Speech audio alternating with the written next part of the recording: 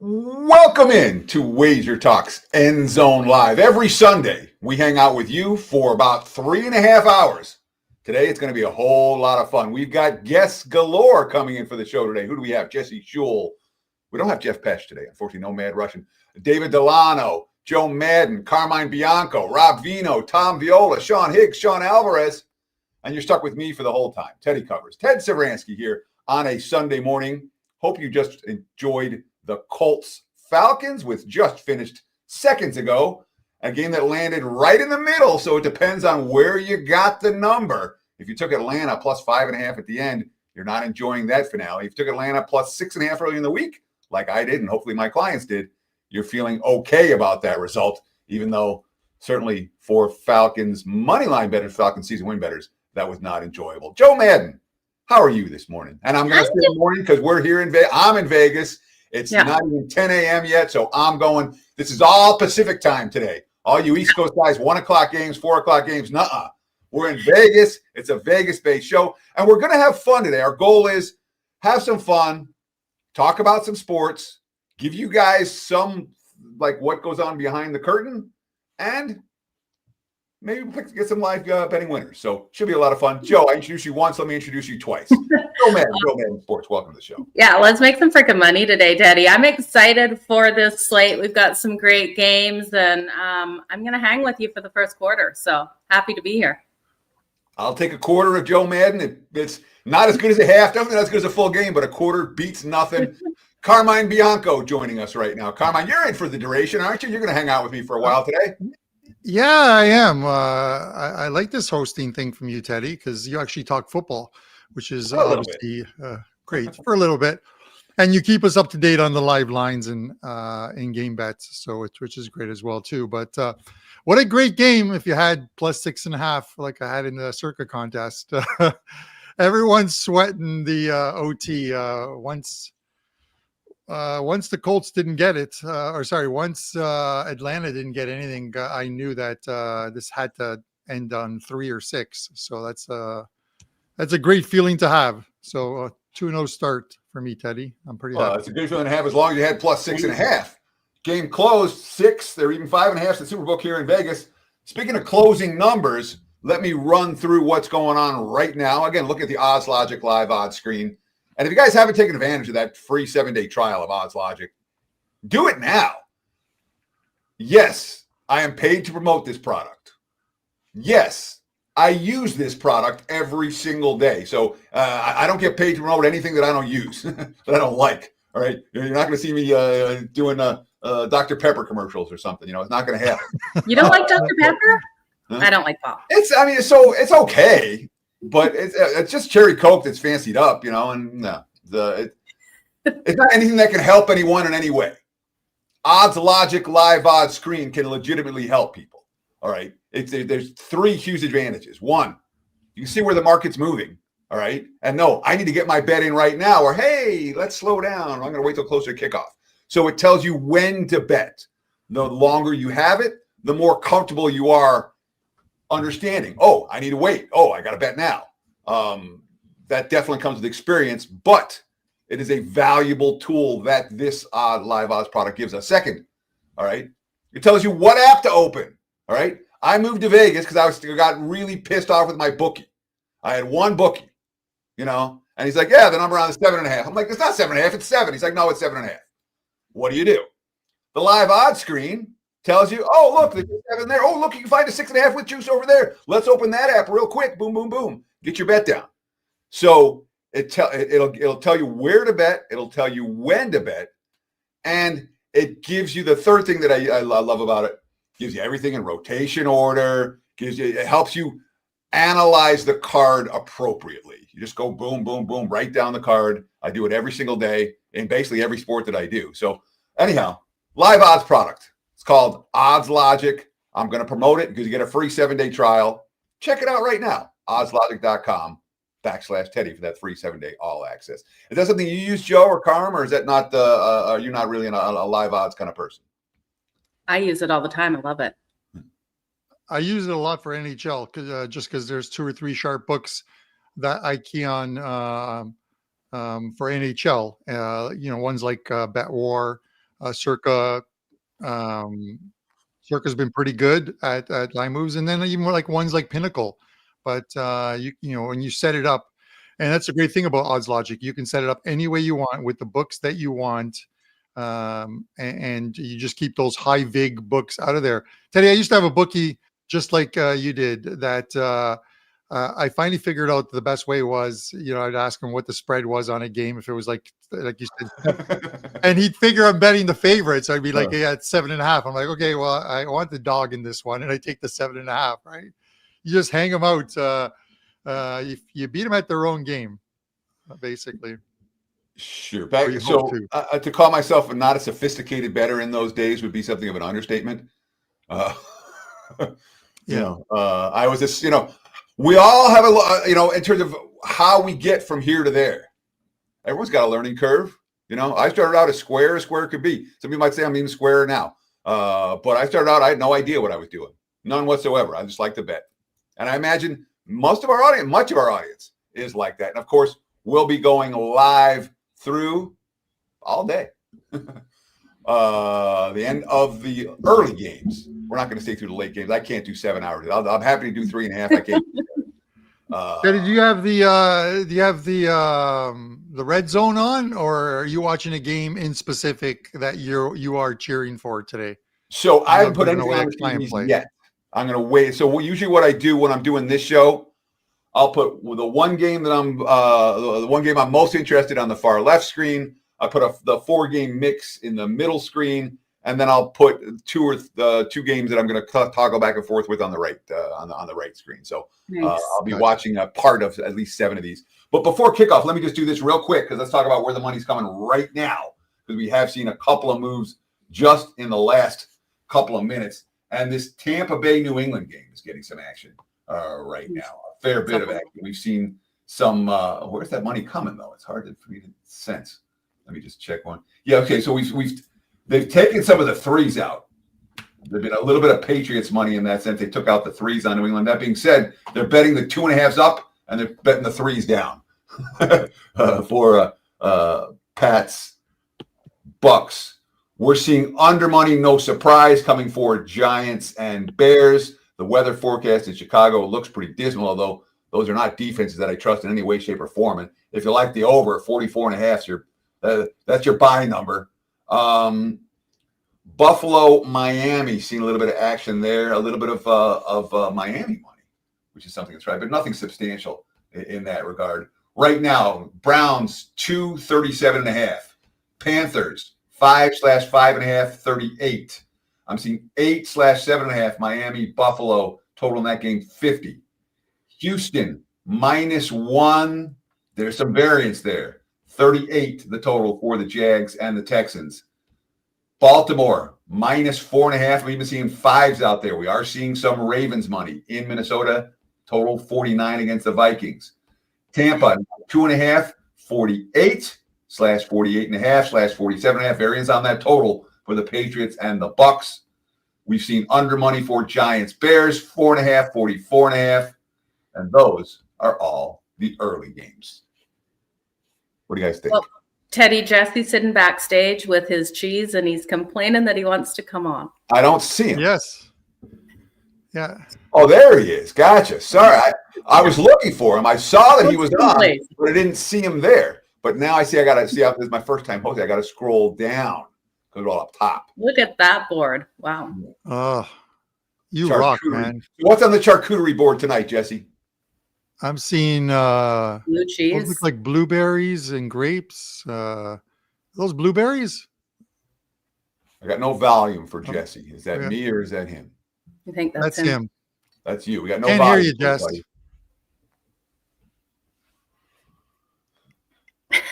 Nope, still no volume. Oh, we'll let Jesse straighten his volume out. Normally Sunday mornings don't eat a whole lot before the games. I don't know. You guys, so again, I'm on the West Coast. And I'm not a huge breakfast guy to begin with, but like Jesse's now midnight, 1 a.m. something in the Far East. I'm sitting here at 10 o'clock in the morning, and I'm like, no breakfast. And I'm like, I'm going to be hungry before the show's over. I'm like, Kara, Jesse's got this great charcuterie board every day. Can you make me something? So we'll see what comes up between now and the end of the show. Do I have volume now? You have volume, my friend. Yes, Very you good, do. Jesse. So talk about what's on the charcuterie board today, please. Should I give out the picks before because the games are about to kick off? Yeah, do it. Are I think we today give out for our me picks is on all the show? Is about- that what we do? I think so. All right. I got Bucks, Patriots over. What do you got? Lock agreement, Teddy. I'm on that over as well, and player props. In a game where I figure the score is going to be high, I find it advantageous to stack up on player props. In this game in particular, because both these teams can only pass, they have no hope of running. Both these defenses are elite at defending the run, so there's no reason to try to run, and you just expect a very pass-heavy game. I'm sure that's factored into your betting on the over, but that's also great when you're betting on receivers to get yards. And I got Cade Otton and Hunter Henry both to go over their yards. First play of the game, Bucks run it up the middle for 3 yards. That'll learn them. But second down, it's a complete pass. How about you, Joe? What do you got going today? Oh man, I'm sweating the Chicago Bears in a survivor pick. So keep your fingers crossed in that one. Ugly game, but I was looking at some of these and I couldn't I didn't have anyone left really to take. I took the Vikings plus the points. I took JJ McCarthy over his rushing prop. I believe it's 19.5 now. It went up from 18.5. And then which other one am I going to be sweating in the morning slate? Oh, the Saints plus the points with a little sprinkle on the money line. You guys think, how ugly is that game? I like ugly dogs today, guys. Derry Hardway, West Coast time, baby. I'm with you, Derry. West Coast all day today. I'm Mountain, so I'm an hour ahead of you, Teddy. I like Mountain time. It's 11 o'clock in the morning. Sure, that'll work too. But none of this. Carmine's going to come with some East Coast nonsense. What do you got there going for the clients today? Carmine, what are you rooting for? I'm watching right now the Minnesota and Baltimore game. I do have the over in this game. That was the customer appreciation play on Tuesday. So hoping for another winner there and another winning NFL. It's been a good NFL Sundays are good for me. I should just take Mondays and Thursdays off, Teddy, because not so great on Mondays and Thursdays, but my Sundays seem to rock. So with that said, I'm cheering this game on, but it looks like we've got a punt coming up already in this game. 4th and 2, they're not going for it. And I'm watching the Bills because this game. What's this game? Which game is this game? Oh, the Baltimore. I'm watching Baltimore and the Vikings. Oh, right? Of course. Sorry. It's the game I have the over on. And then I'm watching the Bills as well, too, because I'm a Bills Mafia guy. So I got to watch that one. But, Go Bills. I always, when Joe, you're talking about Survivor, I got to throw it out there. The majority of players are on the Carolina Panthers. Who would have thought in week 10, the Carolina Panthers would be the most popular pick in a Survivor pool? So when I did the NFL opening line report on Monday, I do it every Monday morning right here on the WagerTalk WagerTalk TV on YouTube.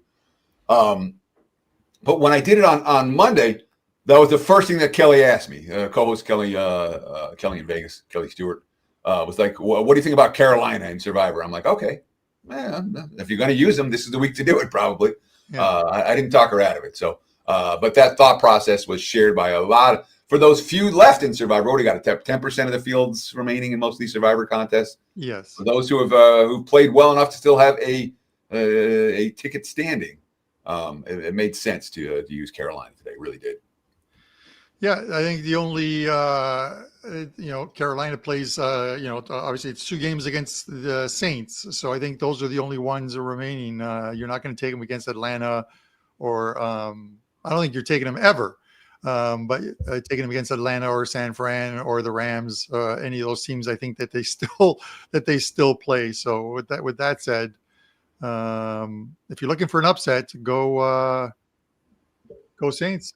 Tampa's in the end zone, 6-0 Buccaneers. That's the first score of the 10 o'clock games today. Egbuka with the catch and the TD for Tampa. Extra point pending. So we have good news if you have over.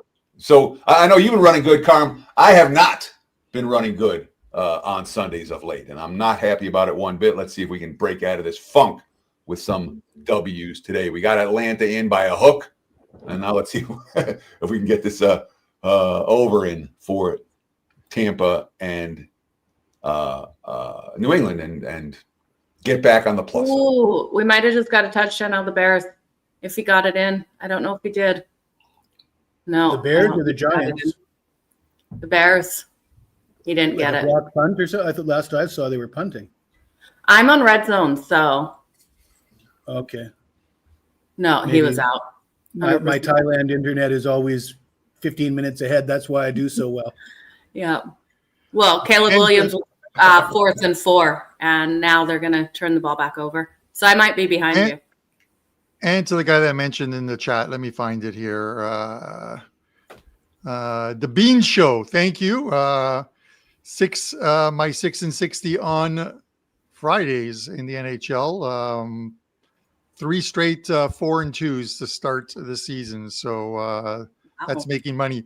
Tell you, when you talk about advertising, I do the 6 and 60. Then Dan comes on to tell me whether I beat the 60 seconds or not. And then I say, this 6 and 60 was brought to you by Blue Chew.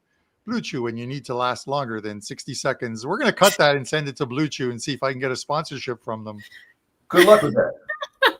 Usually I take for 60 seconds, I'm taking the under, bro. You know, at your age, at my age. Yes. Yeah. Carolina, New Orleans on. We'll get that on that screen. The 55-yard attempt by the Jags is good. They're on the board first, 3-0. Oh no, there's a flag. Okay. Yeah, easy go. Yeah. The flag looks like it's on Houston, so that should go. Tyron Boyd, less than 10% of the field left, Teddy. Yeah. No, it's roughing the kicker. Unnecessary roughness. So that drive's still alive. Saints, Giants, Bucks. That's some ugly dogs, Saints and Giants. That being said, we might be talking about some false favorites as well. We have a Prez missing. Misses behavior. Yeah. Lawrence is playing in a poker tournament in Montreal today. His poker's been good. I'll give him credit. It's been real good.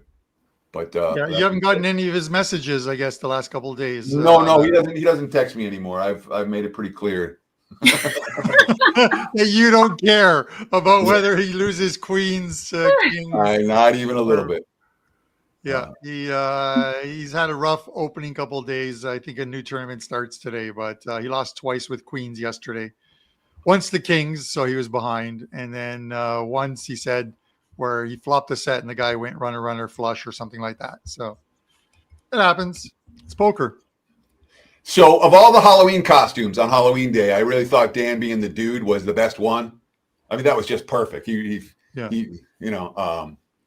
Derry Hardaway agrees. Dan the dude was the man for Halloween. All I had was a stupid mask, which lasted on my face for about 3 seconds. Do they have Halloween in Thailand, Jesse? Not a big thing, no. Sorry, you guys are dressed up all the. I hear the men dress up as women there, so it's Halloween every day. Yes. Yes, there you go. Is my audio working? Yes, it is. You hear you're fine. Just keep spitting. Yeah. Yeah, we might want to turn that audio down while I'm chewing. Vikings. Aaron Jones Sr. in for Russia. Okay. And they did take that field goal off the board for. They did. Yeah, roughing the kicker. Oh, so they went for. No. Now they just got stuffed on 3rd down, so they may have to kick it again. We'll see. What Liam Cohen did. Is Liam Cohen a go for it on 4th down guy, or is he a take the points on 4th down guy?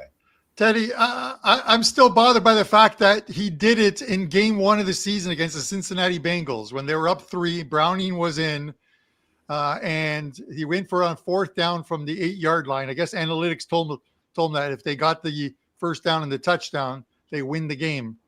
Instead, since he gets the ball, drives all the way downfield and wins the game. I remember. I Bengals under their season win total, and I remember being very, very, very unhappy with that decision, as well as the pass interference call on 4th down against Travis Hunter on that final drive. from Browning. Yes. And then since he started losing, I didn't worry about it so much. But those season win bets, man, you sweat them out every game all year. That's one of the things that I guess you like about him.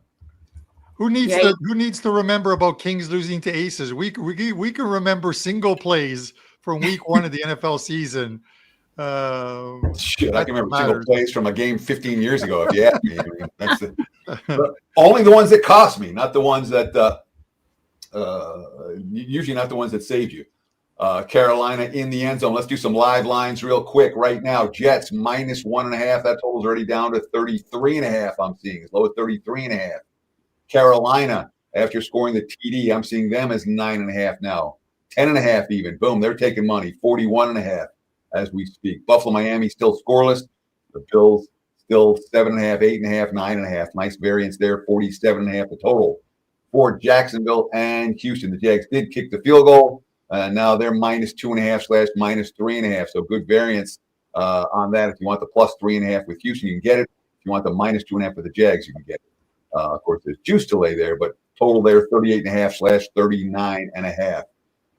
Baltimore and Minnesota, Vikings up 7-0, and now they're the favorites. -1.5 / -2.5. Total 51.5 / 52.5. There's a 53.5 out there for the total. Bucks and Patriots. I'm seeing Tampa now 5.5 / 6.5. Total 50.5 / 51.5 for that one. Giants and Bears still scoreless. I'm seeing 3.5, 42.5 now, 40.5 at DK on that total.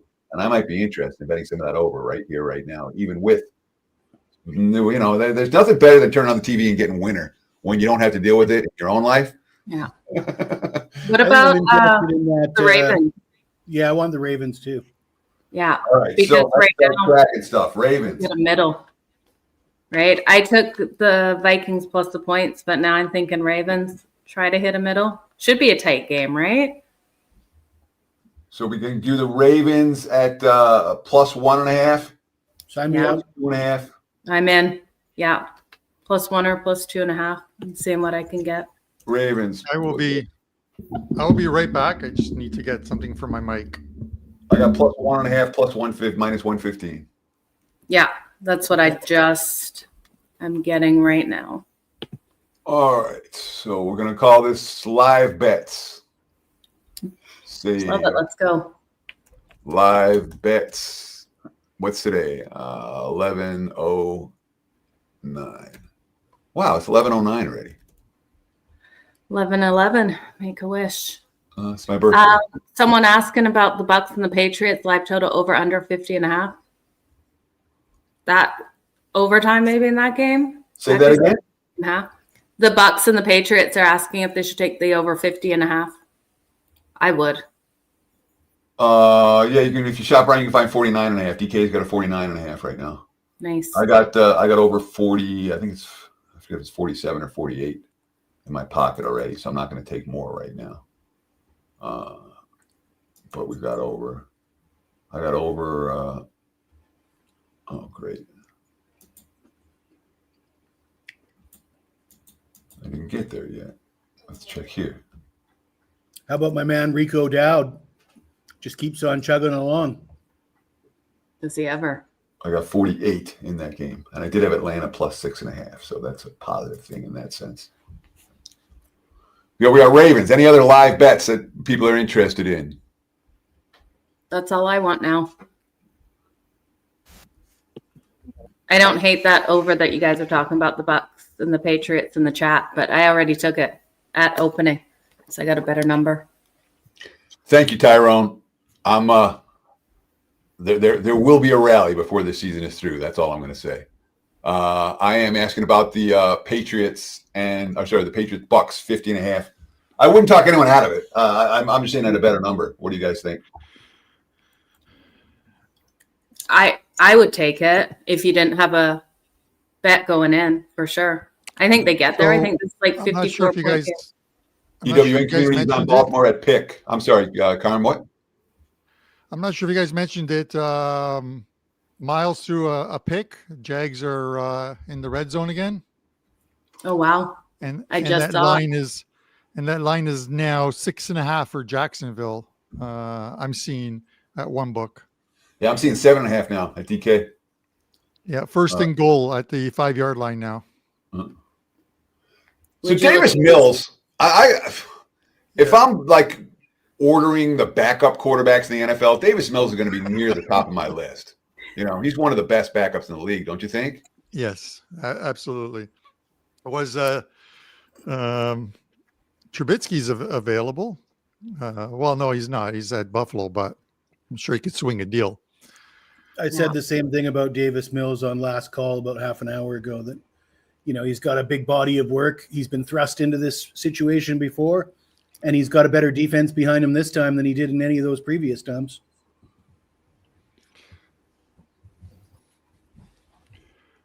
Yep. Yep. Unbelievable. No. Okay, Teddy, I'll throw this one at you. We're halfway through the first quarter of the Baltimore game, and that total is now 53.5, up from 48 with one touchdown. I know you're a big proponent of don't get excited on the opening drive for either team because they're scripted plays and teams settle in. Would you take the under? I do not have a strong opinion. Okay. What about you? Anyone? Fair Joe? enough. Jess? I don't know. I don't think I'd touch it either. Right? I don't love it. I was just looking to see if we're getting a total with the Giants and the Bears. We got snow flurries there, so that's still at 40.5. I can't believe it's still at 40.5 scoreless. 40.5. Let's go over there. What about the here? We got a question about it right now. Douglas Lariche. What about the over in Chicago Giants game? I can only take over in that game. I don't trust either one of these defenses. And snow flurries is not, 40-mile-an-hour wind blizzard. Like that. I felt like they were betting it like it was going to be that. I'm in no rush to do it this instant. I think we might get better, but yet I feel like if I'm going to do it, I should do it now, right? 40.5. I can get 40.5 right now at FanDuel. Yeah, I think it's a solid number. We just got a touchdown out of the even money. Bengals. Where are they now on the field? First down? Browns touchdown? Yeah. Oh, the Browns, yeah. Browns are up 7. There's the Bucks running all over New England. Yes, sir. That running game for Tampa, just grinding it out. Okay, Jess, now that we have time, what's in that charcuterie plate of yours today? We got blue cheese. That's what I thought I saw. A big piece of brie that is like got a hint of blue cheese in the brie. Like, where do you get like brie and blue cheese in Thailand? Like you're in Thailand, is that like a normal? Does everyone have that? I can remember. Well, when you got connections like I do, Teddy, you can have things flown in. You grease some politicians. Things get, flipped through the customs at the airport. All that stuff. He's got a drone. He's got a drone landing it right in his backyard or on his roof or something, man. Here you go.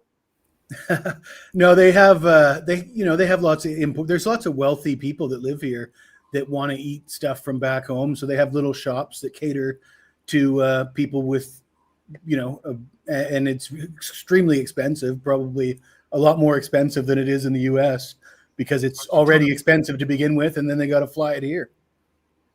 Okay. So I need to know, how much are you paying for a slab of brie cheese? Right. Cause it's expensive in Canada now. Geez. A small chunk, maybe $15. Okay. So a little bit more. I'm paying like $12. I think the portions are probably smaller because nobody wants to buy big pieces. So the cheese is not too bad because I think they can actually make some of it here.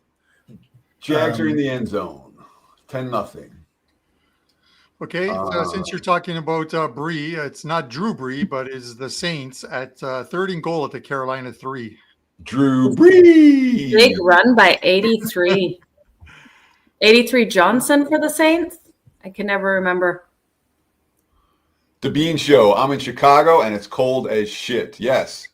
But cold. Stay warm. Yeah. Cold is not a total killer. Oh, drop. Touchdown in the end zone for the Bears. Who was that dropped it? Oh, I mean, it would have been a tough catch, but it's receivers, they make tough catches. I woke up to a dusting of snow here. When it snows in Toronto, everyone forgets how to drive. It's like less than an inch of snow, and everyone forgets how to drive. You see what happens in Vegas when it snows. I can assure you it's way worse in Vancouver, Carm. Way worse. Because it snows a lot more frequently in Toronto. People in Vancouver have no idea what to do. Half of them aren't from there anyways. They're straight out of somewhere else, where the driving is already a little more chaotic. So, yeah, it's an absolute shit show in BC when it snows. Well, I missed my best of the number with Giants Bears over. Now I'm seeing 44.5s out there. Saints with a field goal, 7-3. Okay. That'll teach me. Bears knocking on the door. Come on, Bears. Baker incomplete. Bucks will be punting. First and goal, Bears. Driving. Second and goal at the Buffalo 9-yard line. That's the game I'm not watching. Buffalo, Miami. And the Bears are in the end zone. Kyle Manangi. Yeah. Manangai. I have props on Manangai yards over and yards in receiving and rushing yards over. Touchdown, Miami. Nice guy actually only bet big on League Bills over Washington. 29.5. Is that a good bet? What do you do if you accidentally make a bet? Find a way of getting out of it unless I just cry. That's my answer. sometimes you eat the vig and you get out of it. It's what you have to do, and you learn for the next time. That said, Washington for there's no vig you can get out of right now. Bears. You know, you're down 6-0. It's 10 minutes into the game, and Buffalo hasn't scored yet. You take a poll in the middle there. What's the spread here? So that line now is the Bills minus 3.5. I'm seeing at one book minus. I'm seeing 27.5 now for the Bills.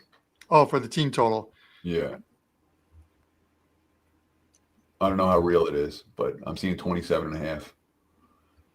So you could take some under 27.5 and some over 29.5, and then you have a chance of losing both. We call that back in the day. We used to call it a Polish middle. The Polish middle, yes. Yes. I don't know if that's an appropriate expression anymore, but that's what we called it, and that's what it is in my head.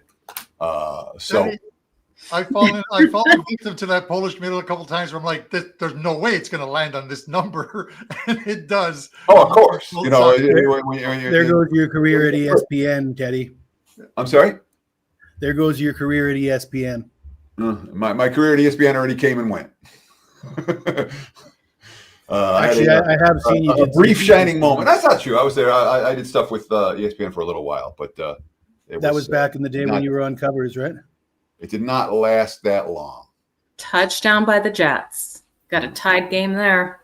The Saints got a field goal. Ravens got a field goal. Bears in the end zone. So they're scoring in every game now. 7-7 Cleveland Jets. 7-3 Carolina New Orleans. 7-0 Buffalo Miami. Miami 7-0. Jags 10-0. Vikings 7-3. Bucks 7-0. Bears 7-0. First quarter, first quarter, and everything. I took the Bills 3.5 minus 125 in game. Bills 3.5. It's a nice bet. Anyone else want that? I'm going to jump on it too with you. That's a really good one. They got to win this. Carmen Joe. Let us know out there what in-game bets you guys are making. Boy, we appreciate all the comments. The goal of the show, we want to have a little bit of fun. We want it to be relaxed and enjoyable. We want to see, I'm always pretty straight-laced when I'm on air in general. We all are, when we do this business. And this isn't business. This is business with pleasure. So we're really looking to have a little bit of fun today, make fun of each other a little bit. Talk about what games we're betting, talk about what live bets we're having, and answer your comments. So really appreciate all you guys who are commenting in the chat. Much obliged. in that. There's a question there of whether we size down when betting live. I do, only because I normally have quite a few live in-game bets, right? So I don't want those to sort of engulf my and swallow up all of my pregame wagers. I only do when I have a bet already in that game and I'm coming back in on something else. But like with that Bills game, I didn't have anything going into it. So I just put a full unit laying the Bills 3.5 because I like, a tighter game than that original line. Yeah, I am. Great question, I am. Thank you for asking. Yeah, so for me, unit sizes are always going to be smaller on live bets for multiple reasons. The biggest one, however, is it's much more impulsive. Your thought process isn't as good with live bets. So you do want to have, when I'm making a bet on a full game, you're thinking about it all week. When you're making a live bet, you're just boom, got it, boom, boom, boom. I don't get as much down on the live bets. Not even close. But Teddy, do you ever go into a game thinking like, if the Bills go down like this, that's where you want to come in on them? That's what I normally do. Most of my live bets are situationals where I want that to happen. In which case, it makes perfect sense. It's something you've thought about all week. Hey, let's get the best of the number. That makes a ton of sense. And in that instance, your live betting is actually a piece of your pre-kickoff betting. Because you're like, if this scenario comes, you have it going in. This is my game plan, and having those kind of game plans makes a huge difference in terms of how you're approaching the in-game betting. I think you need to, because if you go in and you're betting willy-nilly, I mean, I'm assuming most of you guys out there have done this. When you start betting willy-nilly and all at the end of the day, you're like, oh crap, you're looking at your balance. You're like, oh well, I used to have this much. It just doesn't work that well. I mean, we've all been there, Carl. Look, we've all at some point in our lives, we've all been recreational bettors.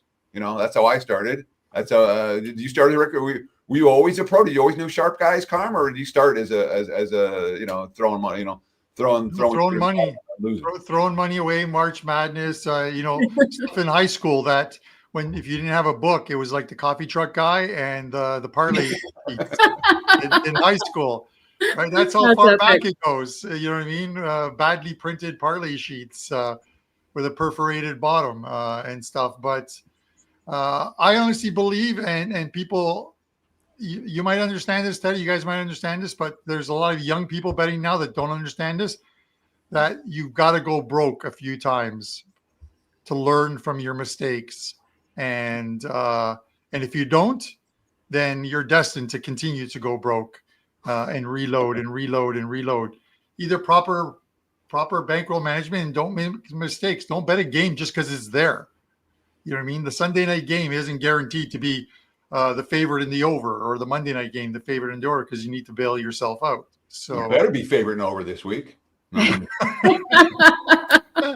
about you, Jess? Did you start? Did you know a bunch of sharp guys when you started doing this, and you got in on the right side, or were you one of these like myself and Carmen Joe, who started out and got your ass kicked until you're like, all right, if I'm going to do this, I got to do it seriously? I mean, it's not like I came out of the womb as a professional bettor, but can you imagine? But I did work on. I was born into a fishing family, so I used to go away on the fish boats at the very young age of 12, 13 years old for months on end, and gamble with the older, the veteran working class fishermen, poker tournaments, got into gambling at a very young age, all the other vices as well. I shouldn't say that, not all of them, mostly just booze and women. Spent most of my money on booze and women, and the rest I just wasted. So when you started betting sports, because you're on a fishing boat, you're not betting NFL, you're not betting hockey. I was at the time. Were they? How do you do that on a boat? Carib Sports, 1-800. Carib, I remember. Pulling it in? Sure. Right. Yeah. I'm pretty sure they still owe me money. No, I went to high school or I didn't go to high school, but I dropped out of high school so I could hang around with Ben Burns. He's about the same age as me, and we're from the same hometown. So we were deeply involved in gambling well before we were 20 years old. Pretty early. Oh, yeah. See, I was not that at all. I was on the other end of the spectrum. I was about 20, early 20s when the original WagerTalk message board was up by Micro Brothers, and it was just a forum, right, for posting. Yeah. That was it. And I was. I mean, my first year in Vegas, I would post my college football there every week, and I built up a little following. That's kind of how the Who Covers got started, which is how Teddy Covers nickname came about. I was still Ted Saransky at the time. Yeah, that's how Ben got started. He was certainly the one that had the most success early in his career. He ended up winning an online tournament in the very early days of the internet, late 90s, and I think it was Feist and Scott what's his name? Scott Spreitzer. Huh? Picked him up at the airport in a limo to give him his first prize for winning a basketball handy. And at this point, we're like, I think I was 19 years old. He was 21 or something like that. It was a pretty big deal back then. Sure, Spreizer's good people. Feist is the guy who I used to. Me and him had a fairly public battle back in the day, but we buried our hatchet. And he's someone that I get along with now. Every time I see him, he's and Prez was actually part of that. Prez was, Feist is awesome. Got to hang out with him. So I'm like, okay, I believe. But Spreitzer, Gamble. I've always gotten along with Spreitzer and always respected him a lot. He's a good capper. Sorry. I was going to say the Bills gamble, and I'll get back to your thing on 4th and 1. Josh Allen throws an incomplete pass under pressure. Dolphins hit the ball in midfield. Over 29.5. Here we got Shane asking at the halfway point, MVP and AFC, NFC winners just for debate. Any thoughts? Who's the MVP right now?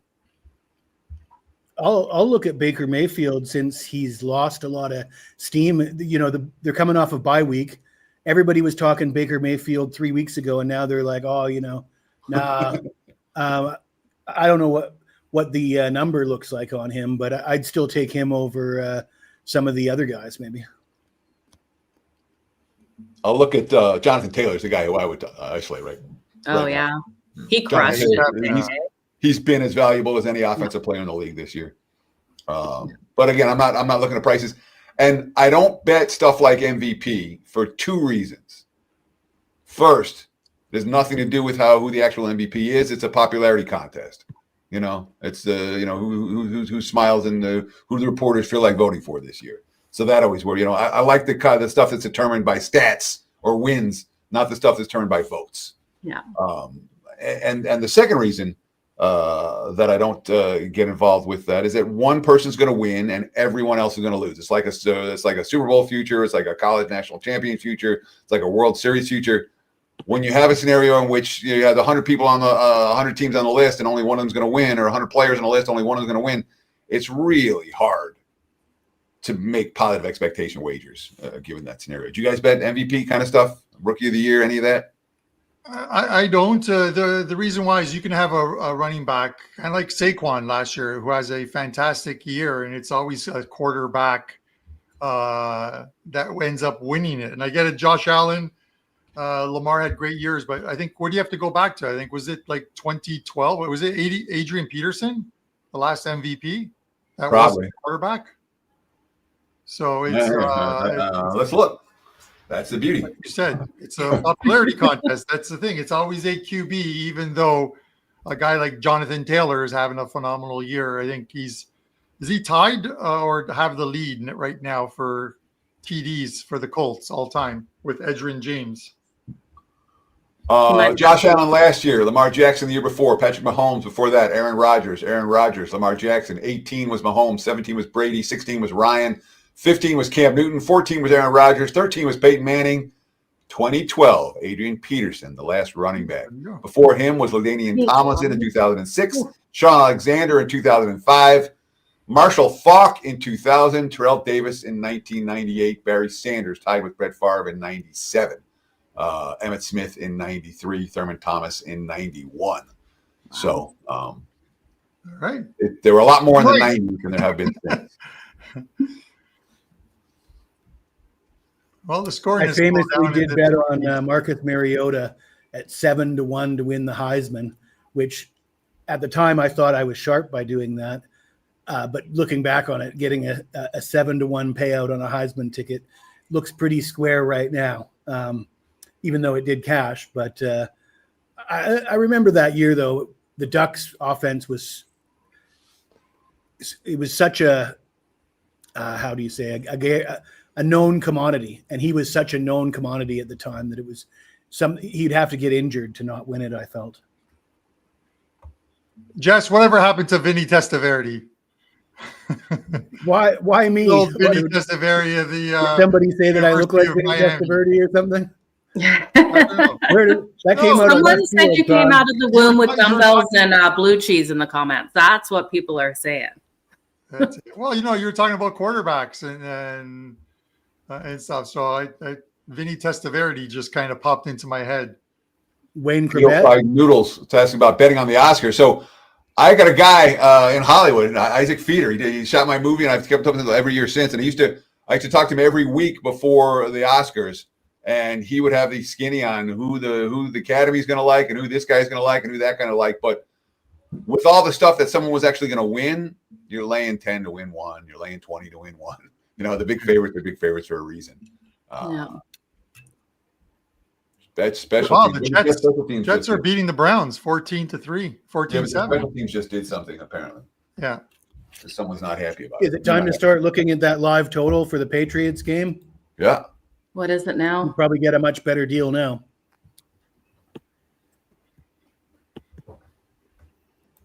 Patriots game.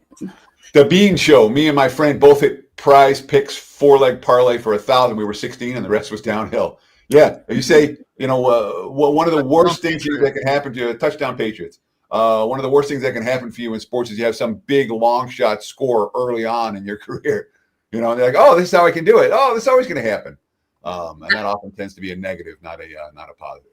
Teddy, that was me with one of those scratch tickets. The first scratch ticket I ever did, I won big, and then I was hooked to them until I lost all the money that I'd won. Sure. That makes a lot of sense. Do you still bet them? No, I never get the scratch tickets anymore. It's done with those things. And it was the crossword ones too, right? Wagers. Yeah. It's like Kelly with the 50-50 draws. She's got me hooked on these 50-50 draws when I go to a sporting event. Yeah. Oh, I even bet them though, like sitting on my couch. Like, have you seen the Edmonton hockey games, how high they go? Right? You can bet all over Canada. The Blue Jay one went to 25 million after Game 7. I had tickets on that one. I was hoping, you guys. 25 million, 50-50. That's something. It is crazy. That was the winner's share. 25 million. Touchdown by the Patriots. Yeah. Damn. Because it ran for the whole playoffs, right? So Teddy ran for, I think, the whole World Series cross Canada. I think you could buy. Nobody won until the last one, or no, it's you could buy tickets every game, but the draw took place at the end of the World Series. I kept investing. So, every single game I kept buying tickets. Emmanuel, it's very true. I lost 100 at the casino, got angry, told myself I would win the 100 back on sports. My first parlay, 100 returned 2.6K, never looked back. Yeah, there you go. Sports betting is good that way.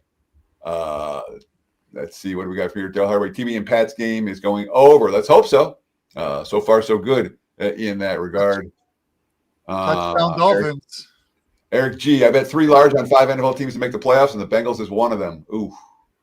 I'm sorry, I'm not rooting for you on Cincinnati. And right now we're closing in on 2,000 live viewers on X and YouTube. Take 1 second right now, please, to heart or like. I click on. Listen, this is really key, guys. We're not going to ask you to buy anything. If you want, check out the website, WagerTalk.com. We've all got stuff available for purchase. But this show isn't about hyping picks. All right, this show is about you guys getting to know us. It's about having a little fun. It's about the place to spend Sunday afternoon without getting a bunch of garbage shoved down your throat. But the one thing I am going to ask you for is give us a like. That's it. And if you do like this type of content, subscribe to WagerTalk TV, man. We put out so much content every single day. Jesse's on shows, Carm's on shows, Joe's on shows, I'm on shows. And this is just a tip of the iceberg for what we do. So I encourage you, like, comment, and subscribe. Teddy, can I plug myself for a second? Yeah, pump yourself, Jesse. You've been great. So I did 6 standalone videos for college football this week. Hit all 6 of them, including Hawaii as an outright underdog winner. I told you to take them on the money line. 6-0 with free play videos with college football in week 11. David Delano, welcome to the program, man. Jesse, first of all, congrats. That's awesome. My free play videos in college football have been so bad this season that they're making fun of me about how bad they are. So watch Jesse's and then fade mine. Dave, how are you today, buddy? I'm doing good. Thanks for having me on here. Happy to be here for the first time on this show. And Joe, I'll see you again tomorrow. And Teddy, been seeing you for a long time. Glad the first time we've been on a show together. So it's an honor and looking forward to it. There's no honor, dude. I'm a mess right now. You have no idea. Let's run through some. But what we want to do is have fun today. All right. We want our audience out there to laugh. We want you guys to smile. We want you guys to enjoy it. Sports betting is supposed to be mostly, it's stressful, yeah, but it's mostly supposed to be camaraderie, fun, good times. So let's got the Bears and Survivor today, Teddy, and then it's Anxiety Central. After we run through this, it's anxiety. I'm going to head to the pub and have a glass of wine. Giants about to go in the end zone. Yeah, let's run some live lines right now. Exactly. I'm watching this, Jesse. It's not fun. This is not Jets, fun right now. 5.5, 50.5 right now. Jets are 5.5 point favorites against Cleveland. And the total is 50.5 in that game. That's a crazy total. Let me get some under. I haven't even watched a minute of it, but I just don't trust these offenses. Under 50.5. Count me in with that right now. Jets, Browns, under. NYJ.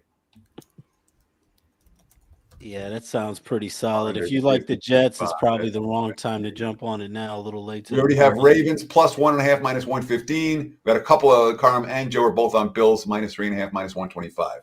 So I got some Jets, Browns under, and let's total net. 5.5, 50.5. Carolina 6.5, 37.5 against New Orleans. Miami is now favored over Buffalo. They're minus 1.5 total there, 52.5. I'm seeing the Jags 9.5 point chalk, 37.5 against Houston with Davis Mills not playing well. I'm seeing Minnesota now the favorite, minus 2.5, 48.5 against the Ravens. Patriots and Bucks tied at 7-7. I'm seeing New England minus 1.5 total, 48.5, and Chicago minus 3.5 total, up to 45.5/46.5 in the flurries at Soldier Field. Giants with Jackson Dart in the end zone, and the extra point is good. 7-7 in that game. Anyone want to do anything live right now? Speak now. Well, I was on the Giants Bears despite the snow over before the game started, and it was 46.5. That one's still in the same place. So if someone's made a move on it yet, I still like that one. And I think the Ravens right now, you're getting some good value. I think that the Ravens are going to come back and win this game. Those would be the two that jump out at me, would be the Giants Bears over and the Ravens right now, as they're behind at the moment. I was talking about Giants Bears over as well for kickoff. So I certainly wouldn't agree with you. And the Ravens minus plus 2.5. Yeah. Man, Dart got in the end zone. I tell you, Bears are going to make me lose all my hair today, guys. I'm going to come on looking like Carm tomorrow. That's not the look you want. That is not the look you want. I'll buy a wig, Carm. You know, Teddy, the thing I find hilarious, I'll click on some of the stuff on the X. I never reply to it, but whenever Circa or any of the other Survivor ones put up their list of what people are on this week, and I read some of the comments, and one guy's like, these people are all idiots taking the Panthers. Like, they free space on the bingo card. It was the Bills. You just take them and start looking at next week. How do you think they feel right now? 13-0, and the Bills just kicked it away after going 3-0. Exactly. Stupid.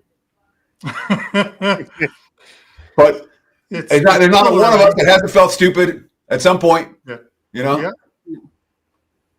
Oh, absolutely. Okay, guys, I think it's time for me to head to the pub and get a glass of wine and try not to pull my hair out. Thank you, Joe. We'll miss you. Have a great day. Good luck with your bear. Thanks, you guys. Enjoy the rest of the show. Thanks, everyone, for tuning in. Hit that like button. Last question before you go. Yeah. If you win Survivor, Yeah, will you still stay on WagerTalk, or are you just going to go off retire into the distance? I'm just going to go retire and do the show from a beach. Yeah, exactly. So, and I'm gonna sit there on beach. because we like having you around. Yeah, I love being here, right? What's more fun than hanging out with you guys? A lot. Kelly and Ariel work at WagerTalk, and they're both at the beach right now. I know, they're both at the beach today. I'm kind of jealous. So thank you, Joe. Have a great afternoon. Bye, guys. Take care. Between sports games, what are the Ravens doing? I'll tell you what they're doing. They're losing. I haven't really watched much of that game right now. And any guys, have you been paying attention to that game? I have. They're just not moving the ball. They can't seem to move the ball. Lamar's not doing anything. It's one of those ones where they at least right now they look flat, but that can change in a heartbeat, right? They're only down 7. And Dave, I just want to ask you real quick, who did you have before kickoff, so we know who you're rooting for? So before kickoff, actually, had the Ravens -4. I've got the under 37.5 in the Jags and Texans game, over 46.5 in the Giants Bears game, and then I'll get into one a little bit later. I know it hasn't started yet, but I'm also on the Cardinals +7 later on. Arizona's that +7 is a good number on that. Although 7's across the board right now. It was 6.5 for much of the week. If you like Seattle, you've missed the best of the number. Devine Show talking about what Brian Flores is doing.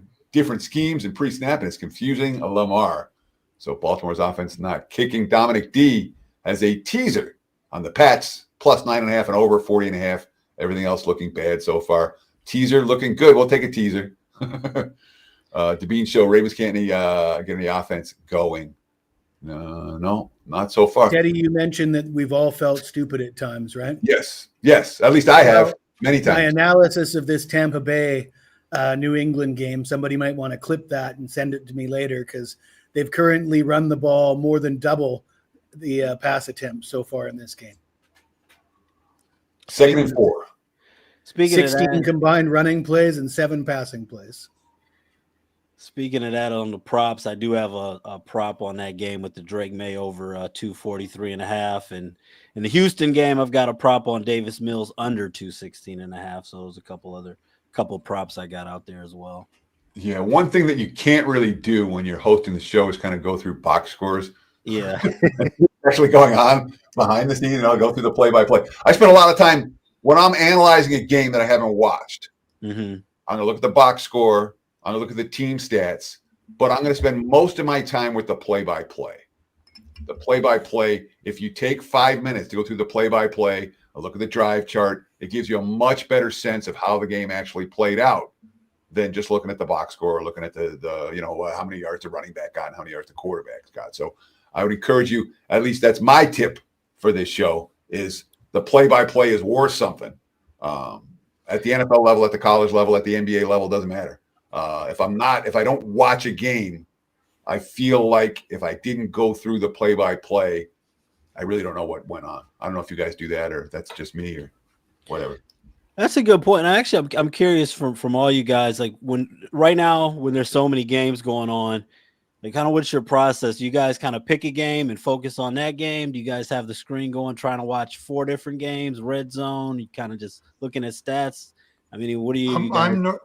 I'm normally watching 3 games like I am right now. And then the great thing about having the zone is that I can go back later and just rewatch a game that I didn't watch to get an idea of,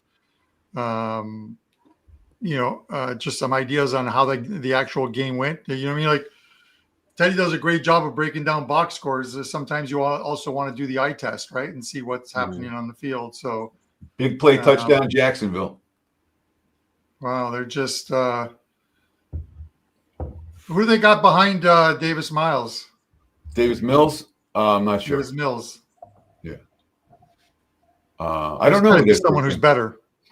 I got to look at that depth chart. There's got to be someone who's better than this guy. 17. It wasn't an hour ago. We were talking about how we liked Davis Mills is one of the better NFL backup quarterbacks. So I'm 0 for 2 on my hot takes then. I agree with you. I'm the one who brought it up. No, I know, but he's making me look foolish now.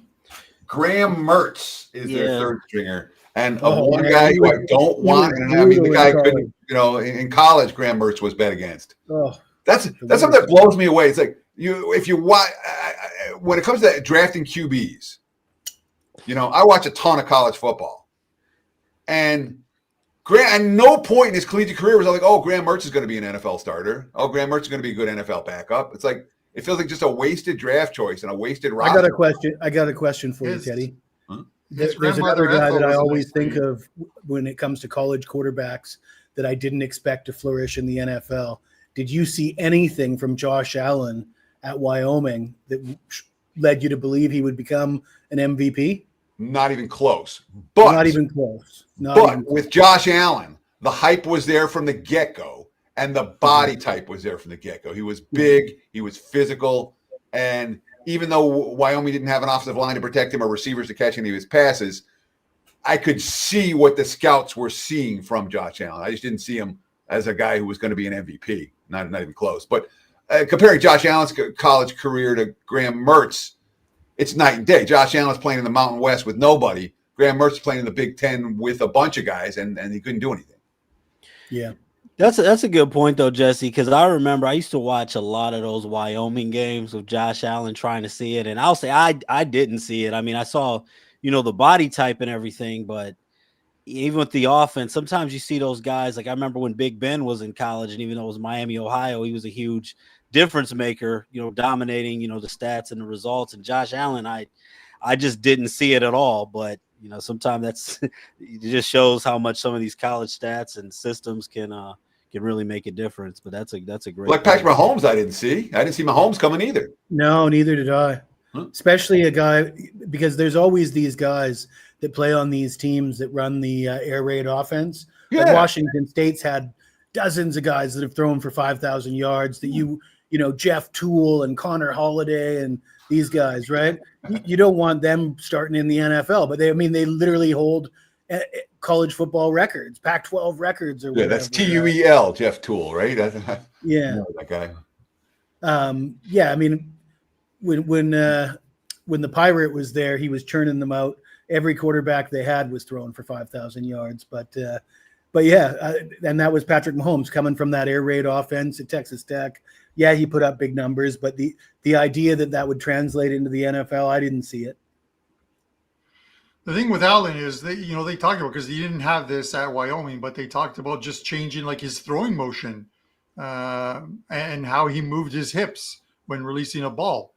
And when they made the changes, his first year in Buffalo maybe wasn't the greatest, but he's definitely there now. You know what I mean? It's just, where's the rest of the team? I'm just watching the Ravens return a punt back to the midfield. So Dominic D. Speaking of quarterback, you should have picked up Nathan Rourke when they had a chance. Nathan Rourke, isn't he the pride of the CFL these days? Yeah. Well, is he still though? No, I don't think he's in the CFL anymore. I haven't seen him. The CFL is now down to their Grey Cup. So no, he's back. He's back in the CFL, but I don't think he's. Is he? He was like the pride of the CFL, and then he went to try out for NFL. And when he returned, he was good, but not the best. Not he's like the fourth best quarterback in the league right now. That is a league of what, 9 teams, Carm? Yeah, pretty much 10. So fourth. We now have Montreal and Saskatchewan for you Canadians out there. That is the Grey Cup this year in Winnipeg. The land, or it's the city that's flat in Manitoba, which is also flat. You can see from one end to the other. And do you have Saskatchewan as about a 7-point favorite? I haven't been following the CFL at all this year. I haven't seen the lines, but I'm expecting Argos season tickets. That's what I'd price it at. That's what we have for get rid of the guys. right I'll now. get rid of the guy No, spamming. CFL. We're not with CFL, dude. People are clicking off, man. Yeah. That's like No, I'm poison. getting rid of the guy who's spamming our chat there. Thank Give you. me a second here. Live bets we have so far. We got the Ravens +1.5, plus -115. We have the Bills -3.5, -0.25. We have the Jets and the Browns under 50.5. We have the Giants and the Bears over 46.5. And we have the Ravens. We have them +1.5. We also have them +2.5. Anything else people are looking at right now for live betting before we go into the 2-minute warning / halftime part of the equation? Let's look at the total for the Bucks Patriots again. Yeah, Where's big that play live total at? by the Bucks now. They got it at the 20-yard line. That was K-Dot, and I got him over his yards. Yeah. You guys may have already touched on it, but I know that that total jumping up in that Jets and Browns game, the 2 touchdowns for the Jets, punt return for a touchdown and a kickoff return for a touchdown. So even though the Jets are up 14-7, I think they've got about 13 yards, I think, a total offense. So this it's really important to note, Dave. I want to talk about special teams touchdowns for a minute, because a lot of times teams with great special teams become undervalued commodities. When you're scoring cheap, quick strike TDs on special teams, what happens? Your defense has to go back out there again. The opposing team has to go, has a chance to go gain more yardage again. And your offense just missed a whole possession. Mm-hmm. None of those yards get credit to the offense. So your offensive numbers look weaker. Your defensive numbers look weaker, but they're not actually weaker. You just were good on special teams. So a lot of people say, especially it's fraudulent, not real. If you can find a team that dominates on special teams, they'll be a consistently undervalued commodity because their statistical profile is not as good as it should be. So there's your nugget for today. Look for special teams because it makes your it gives you value in other ways besides just a special team. Kincaid with 17 yards ready. Wow, what do you got? So thousands of you watching, right? Thank you for watching. More than 2,000 of you watching live right now on YouTube TV. We appreciate it on YouTube. And now's my chance. I haven't done it yet. We have to talk about YouTube for a minute. All right. I'm going to say my piece. And if we all of a sudden our viewer count goes way down, it goes way down. But I'm going to say my freaking piece right now because YouTube told me. They said, we want to be your sports guy. We're going to be your sports guy. Cancel DirecTV. Come to us. We're going to get an NFL Sunday ticket. You can watch all your college football. You can watch all your NBA. And what's happened since then? Well, first they lose NBA, and now they just lost ESPN. This is on you, YouTube. Fix it. Fix it. You told us to come there. All right. You said, well, I can bet my sports from you. We can get your sports from you. And now I'm telling you flat out, if it doesn't get fixed, it's going to be a problem moving forward.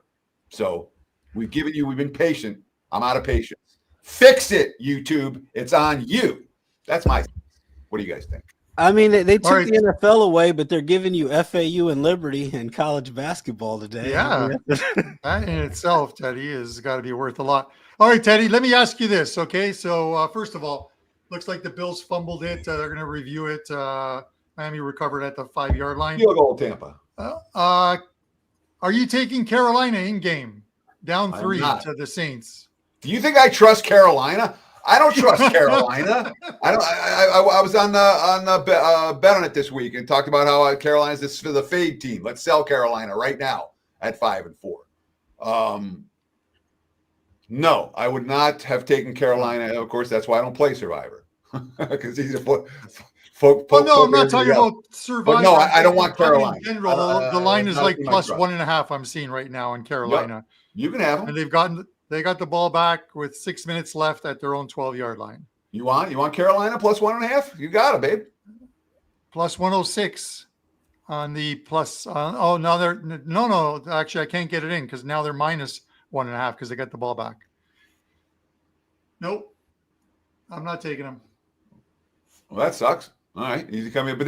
But note what Carmine just did there. By the way, all right, Carmine's like, I like this bet. Oh, I didn't have the bet. No bet. Not, I'm going to bet at the bad number. No, I like him at a plus price. I don't want him at a minus price. Right. Sharp and MF. Even the money line that was minus 106 at the time is minus 122, right? If you continuously take 16 to 20 cents more on a line, you're going to lose long term. It's All right, I just have to laugh can't at that beat the for a vig. minute. Steve Fezzik's bankroll. So Fezzik's my friend, all right?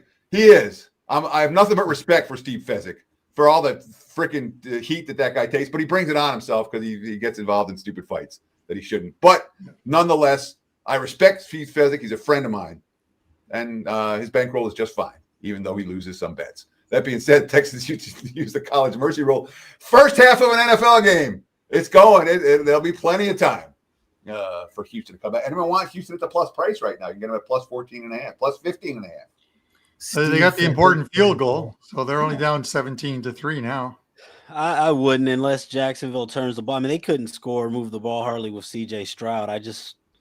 Unless the Jags stop scoring, I don't know what the Texans are going to be able to do offensively. I'm tempted by that. Plus 15.5. Count me in on Texans plus 15.5. That's me. There's always special teams. They did not reverse the call in the Bills game. Miami's got the ball at their own 5-yard line. So it looks like it was James. Let the man cook, fumble. I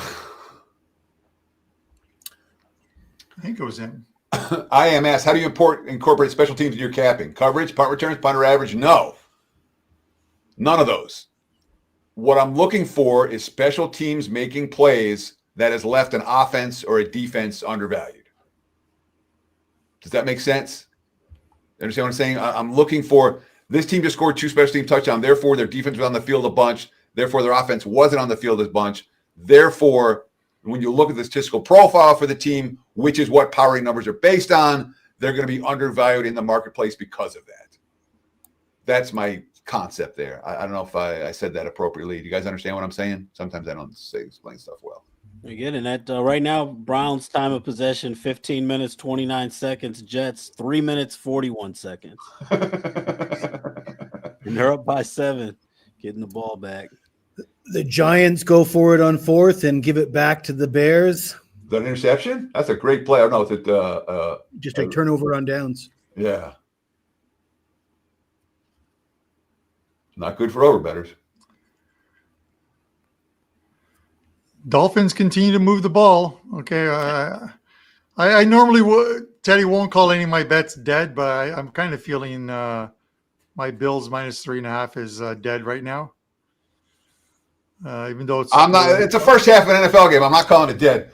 You guys, I'm going to take 2 minutes. I'm going to go fill up my mug. So you're all, you guys are in charge. Good luck. All right.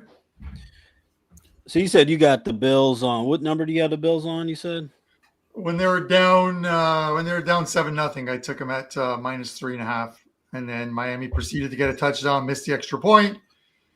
Bills turned it over, and Dolphins now have it at the Bills' 40-yard line. Yeah, Miami's a weird team, but they're capable of blowing it. But I mean, Miami's been a weird team, and Bills. It doesn't feel like they're 6-2, even though they are. But I mean, there's still a shot there. I mean, Buffalo has the firepower. Yeah, they do. They just their defense isn't making stops right now. That's the problem. This is probably the worst I've seen him play since maybe that game in Atlanta. Jets just got the ball. Justin Fields threw an interception, so maybe the Jets not running any offensive plays was the key to their success. Now the Browns got the ball at the 22-yard line. Jets, yeah. Ravens with the ball, 3rd and 2 at the mini 10. Man, they sure are running the ball in Tampa today. 2-minute warning. Touchdown Browns. Jess, or guys, in general, the Minnesota Ravens game is 10-3. I get it. It's at the 10-yard line, 3rd and 2, 2-minute warning, but the total still sits at 45.5. And the game total was 48, I believe. A little interesting. I guess it's dependent on what the Ravens do here. If they punch it in, you've got 20 points, and Minnie still gets the ball. And Does seem a bit high, though. But I guess they're expecting the Ravens to pick things up. But yeah, it does still seem a little bit high because even though it looks like, I mean, it's 3rd and 2, but they haven't punched it in yet. No. There's no guarantee that's going to happen. Do you like the would you recommend jumping in on the under right now, or what do you think? I'm hoping for points just because I've got it as a play at 48. Yeah. That was my customer appreciation play over 48. So I would love to see a TD and then something from the Vikings in the 2-minute drill to close off the half.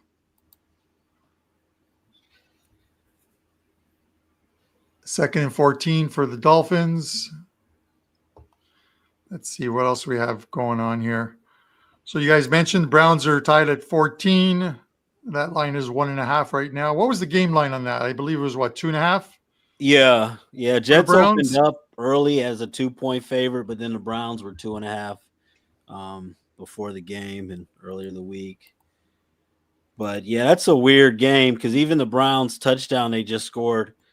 Justin Fields came out there, threw an interception, and in the first play, the Browns threw like a 22-yard touchdown pass. So for the Jets, it seems like their offense not being on the field is the key to success. Yeah, it certainly is. What's going on in that Pats game? They got it at the 40-yard line, looks like, of the Bucks. Jess, are you on the total in this Bucks game? I have the Bucks team total over. I have Cade Otton over his yards, and I got Hunter Henry over his yards. Henry's done nothing. Otton's on pace, and the Bucks are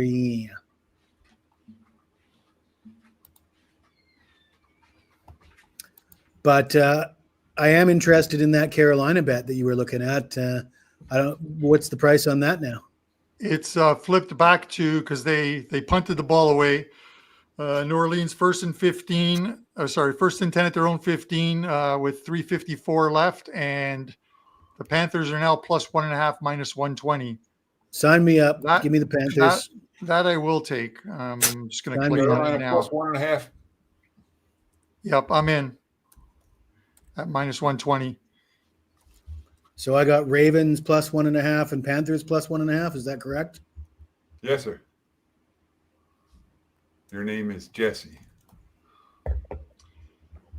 Ravens Dolphins with a field goal. So it's 16-0. Bills have about 3.5 minutes left till halftime. Ravens. I don't know who got the ball. I don't know who got the ball first in that Buffalo Miami game. I'm not sure. I'm not sure if the Bills have the chance of the double score into the half and start of the second. Let's find out now. That's worth noting.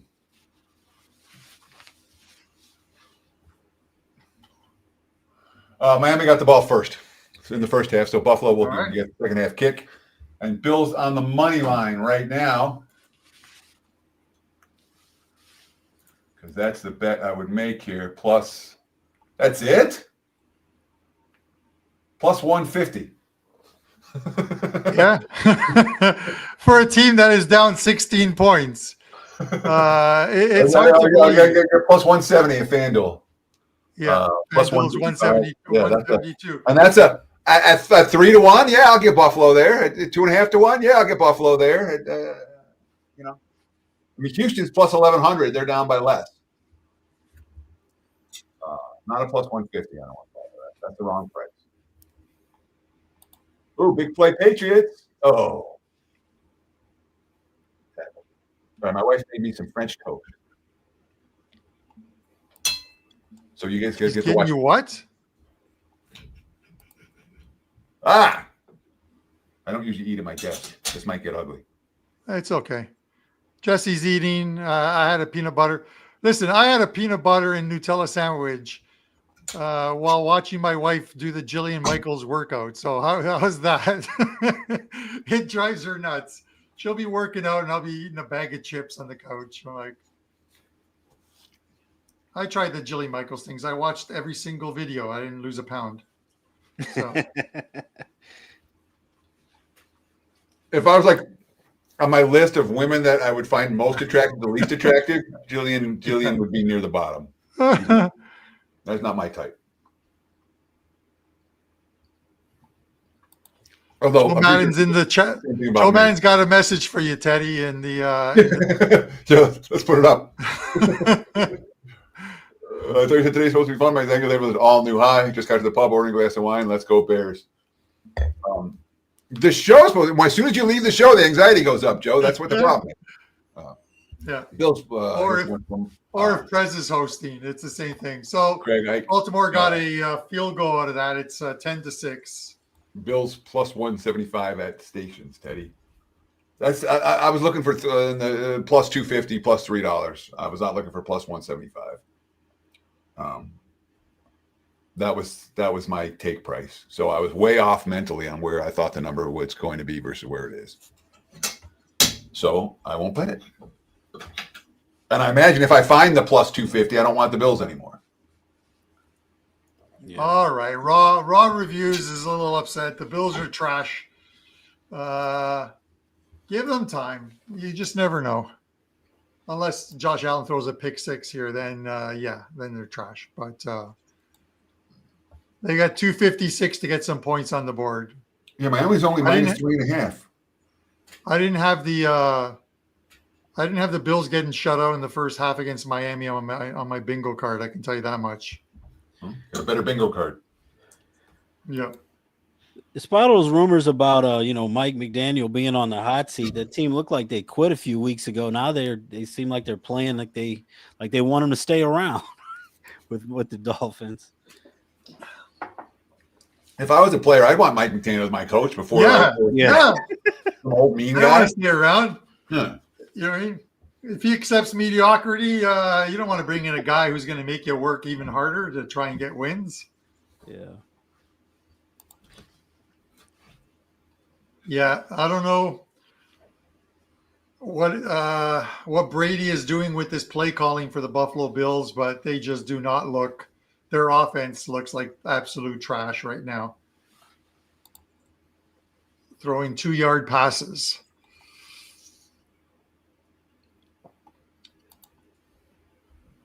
And it's the 2-minute warning.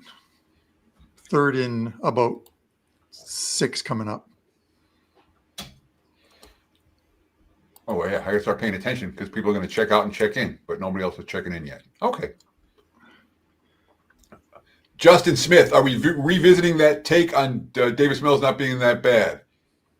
Jesse, I haven't even watched the game, but I guess he can't stop a punt return. I'm not going to revisit. Look, one of the things you guys were just talking about, where there was like, I don't remember who it was. The Bills are trash. Yeah. It always makes me laugh, and I've had to go to the sports books because I can't watch my normal college football or my normal Monday night football on my YouTube TV, so I've had to go to the sports book. And one of the things that's happened that I always laugh about the sports book, it'd be like the first quarter of some game or the first half of some game. Oh, Tom Brady sucks. Oh, Peyton Manning, you're the worst. And there's a lot of just say overreaction early on in games. One of the things the kids are saying now, Teddy, is that Seattle can't win at home is the new millennial take.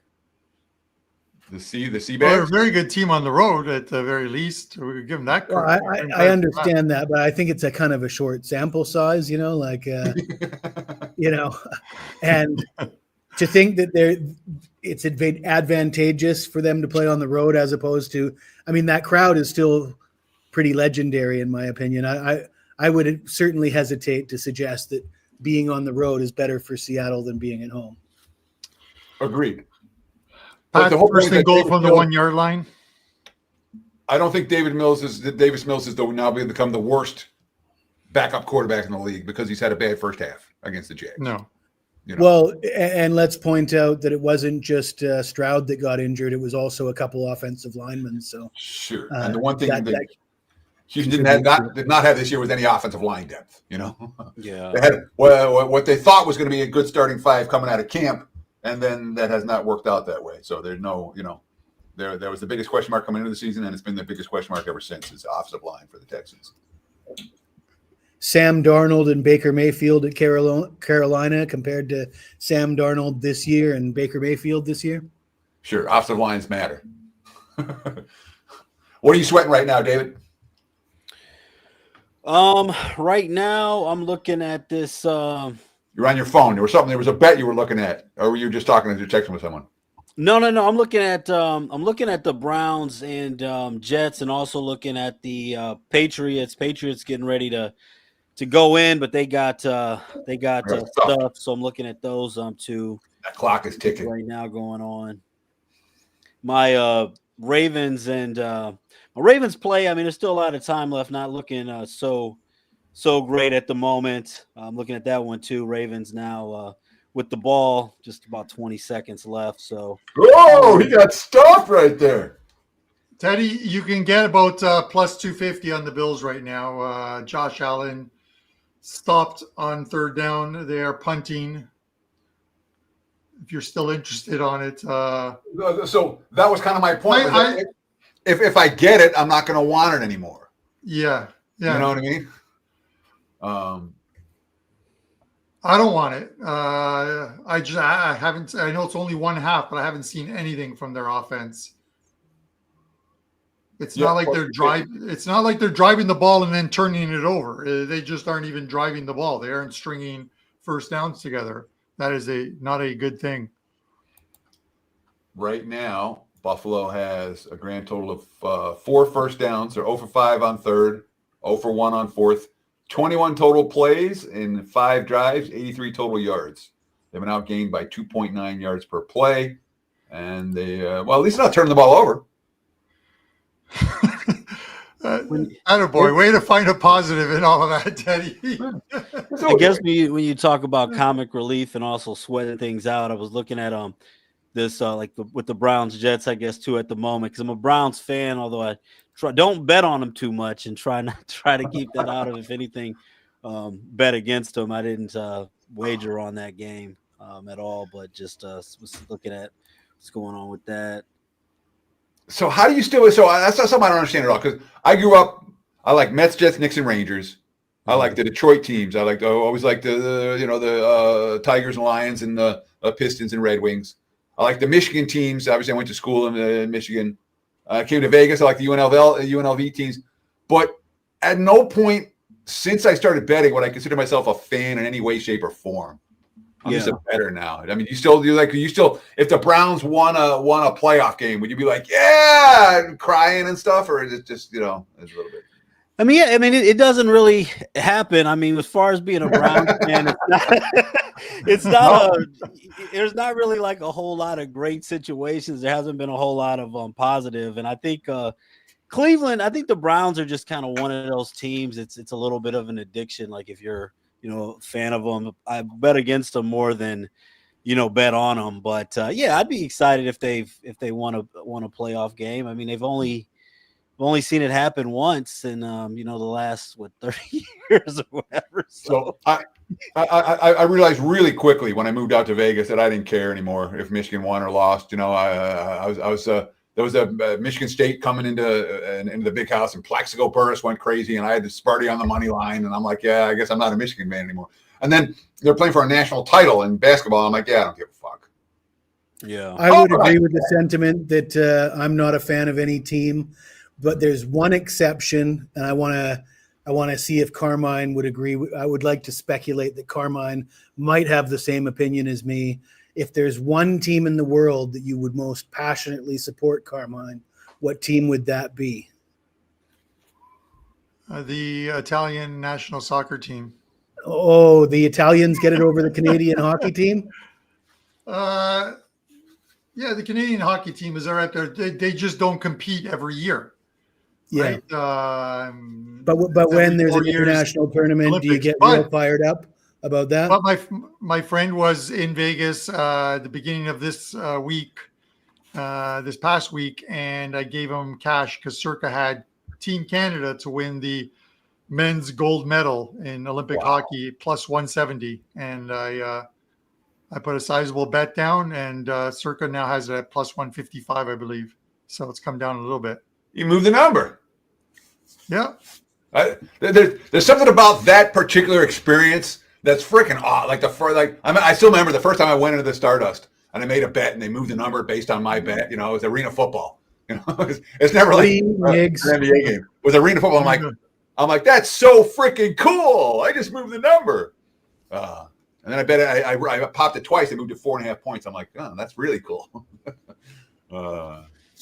Teddy, when the Stardust was around, my godfather, who's here, who's not Italian, but he married my cousin, so he's of English descent. He was a huge teaser bettor back in the day because the prices wouldn't kill you. So he sends me, he gives me a ticket to cash. I take it to to Stardust back in the day, and that's when Joe Lupo was there. And I cashed the ticket, and they still had the chalkboards and what have you up there with the odds. This is how far back it goes. And just with chalkboards, that's a long time. That's before I got to town. Yeah, dude. It's a very long time ago. So, because Lupo's only 90. I cashed the ticket. It was like $13,000. So they go cash or chips. I had no idea what the hell they were talking about. I'm like, chips, sure. Because I didn't want to walk around with cash. I didn't know that they were like 2 $5,000 chips and 3 $1,000 chips. I put them in my pocket, buttoned it up or whatever, and then worried about losing the chips. Yeah. I call him. I tell him I got the thing. He goes, okay, this is the bet I want to do. He gives me a bet on a teaser.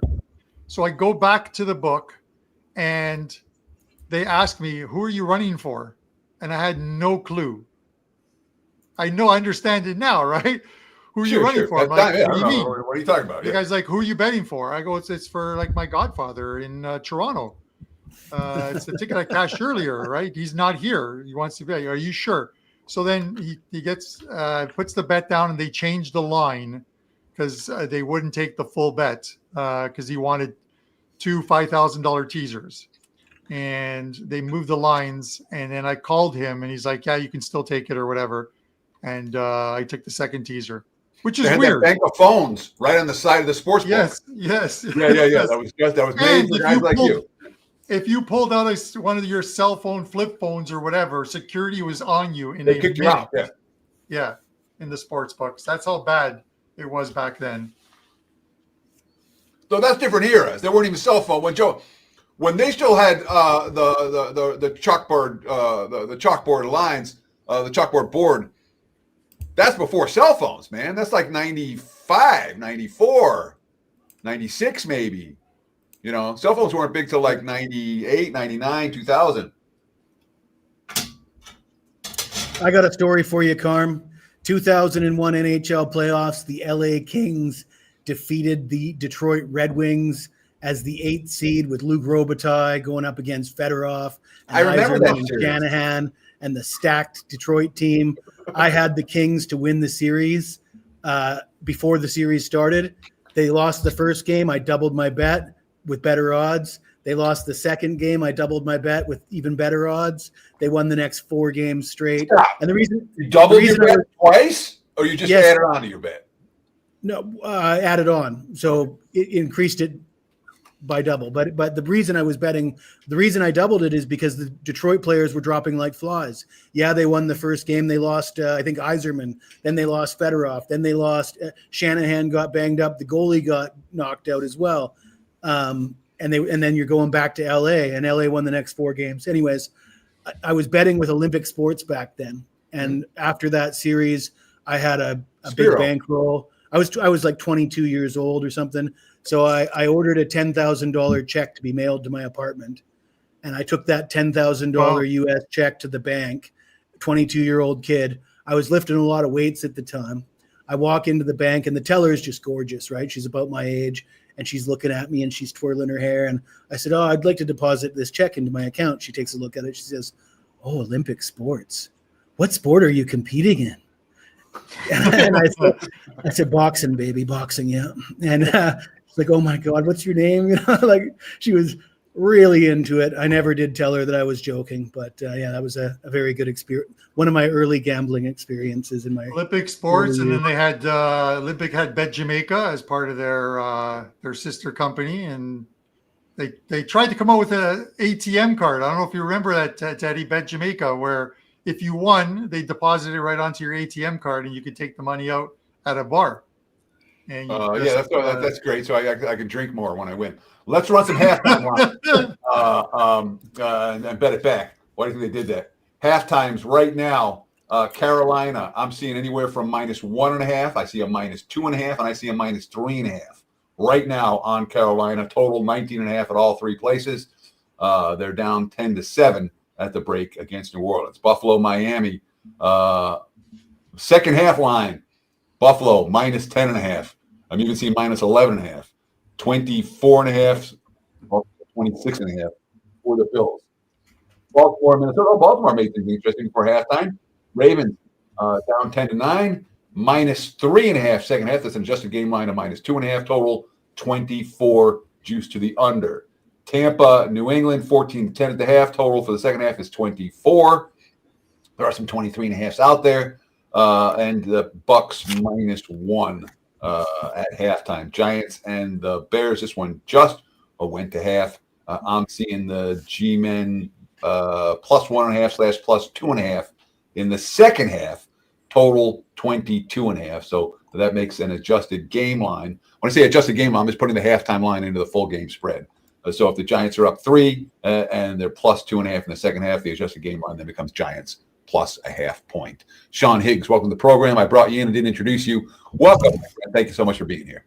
We had great stories going on. We had the line moves. We got Jesse getting checks. We got Carm play some bets on hockey, moving lines. It's all right.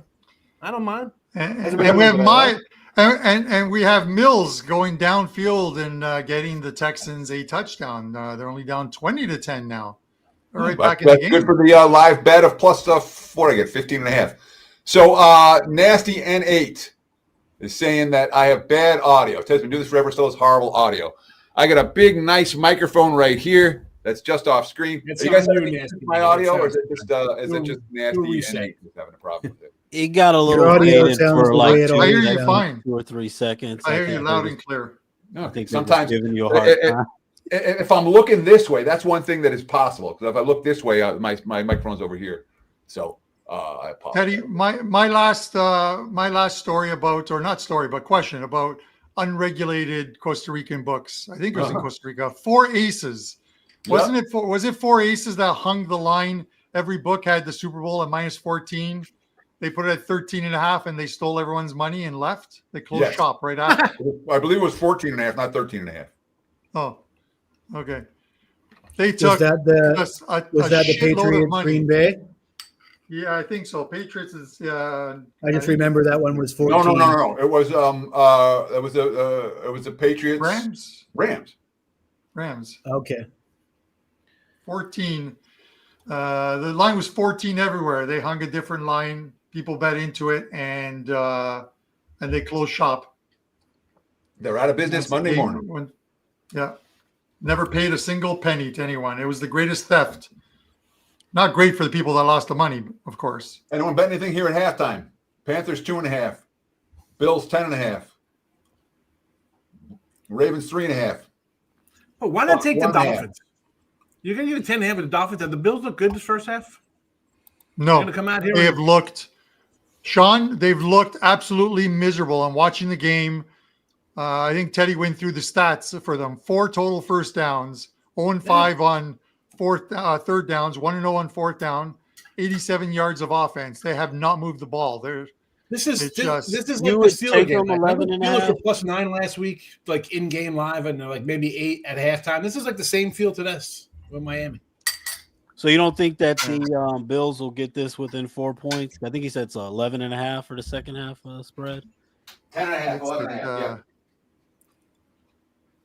No, so you're telling me that Miami's not going to score the second half then? They could give up a lot of points. I mean, it's not the Bills have to score 11 points. They have to outscore the other team. You know what I'm saying? Like I don't be inclined to, because I haven't seen the defense stop Miami yet. So I'd be more inclined to take the over 41.5 than I would the Bills -11.5. You need It's 11 and a half. Think about that. All you need is a field goal. It gets 40 and a half, that's all. 16, 14, you're still alive here. Point out the Jets. Justin Fields, 5 passing yards. Probably going to be. Looks like they're not going to probably have the ball back before halftime. 5 passing yards, and they still up 17-14. Guys, thank you to everyone who's tuning in. Obviously, hit that like button.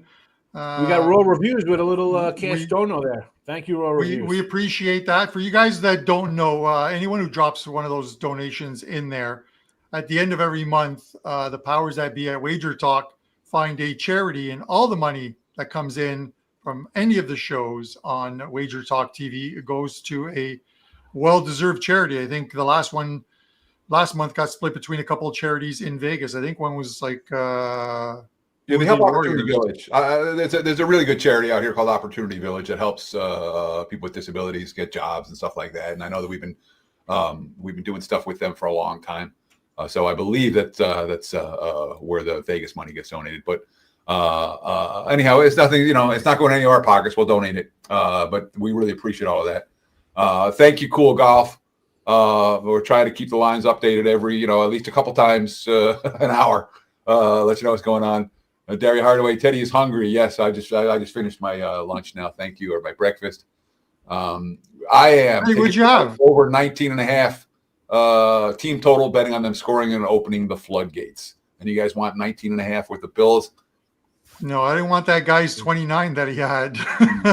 So I don't want 19.5. I know conventional wisdom is, the Bills will get 3 TDs in the second half. Says who? Yeah. Says who?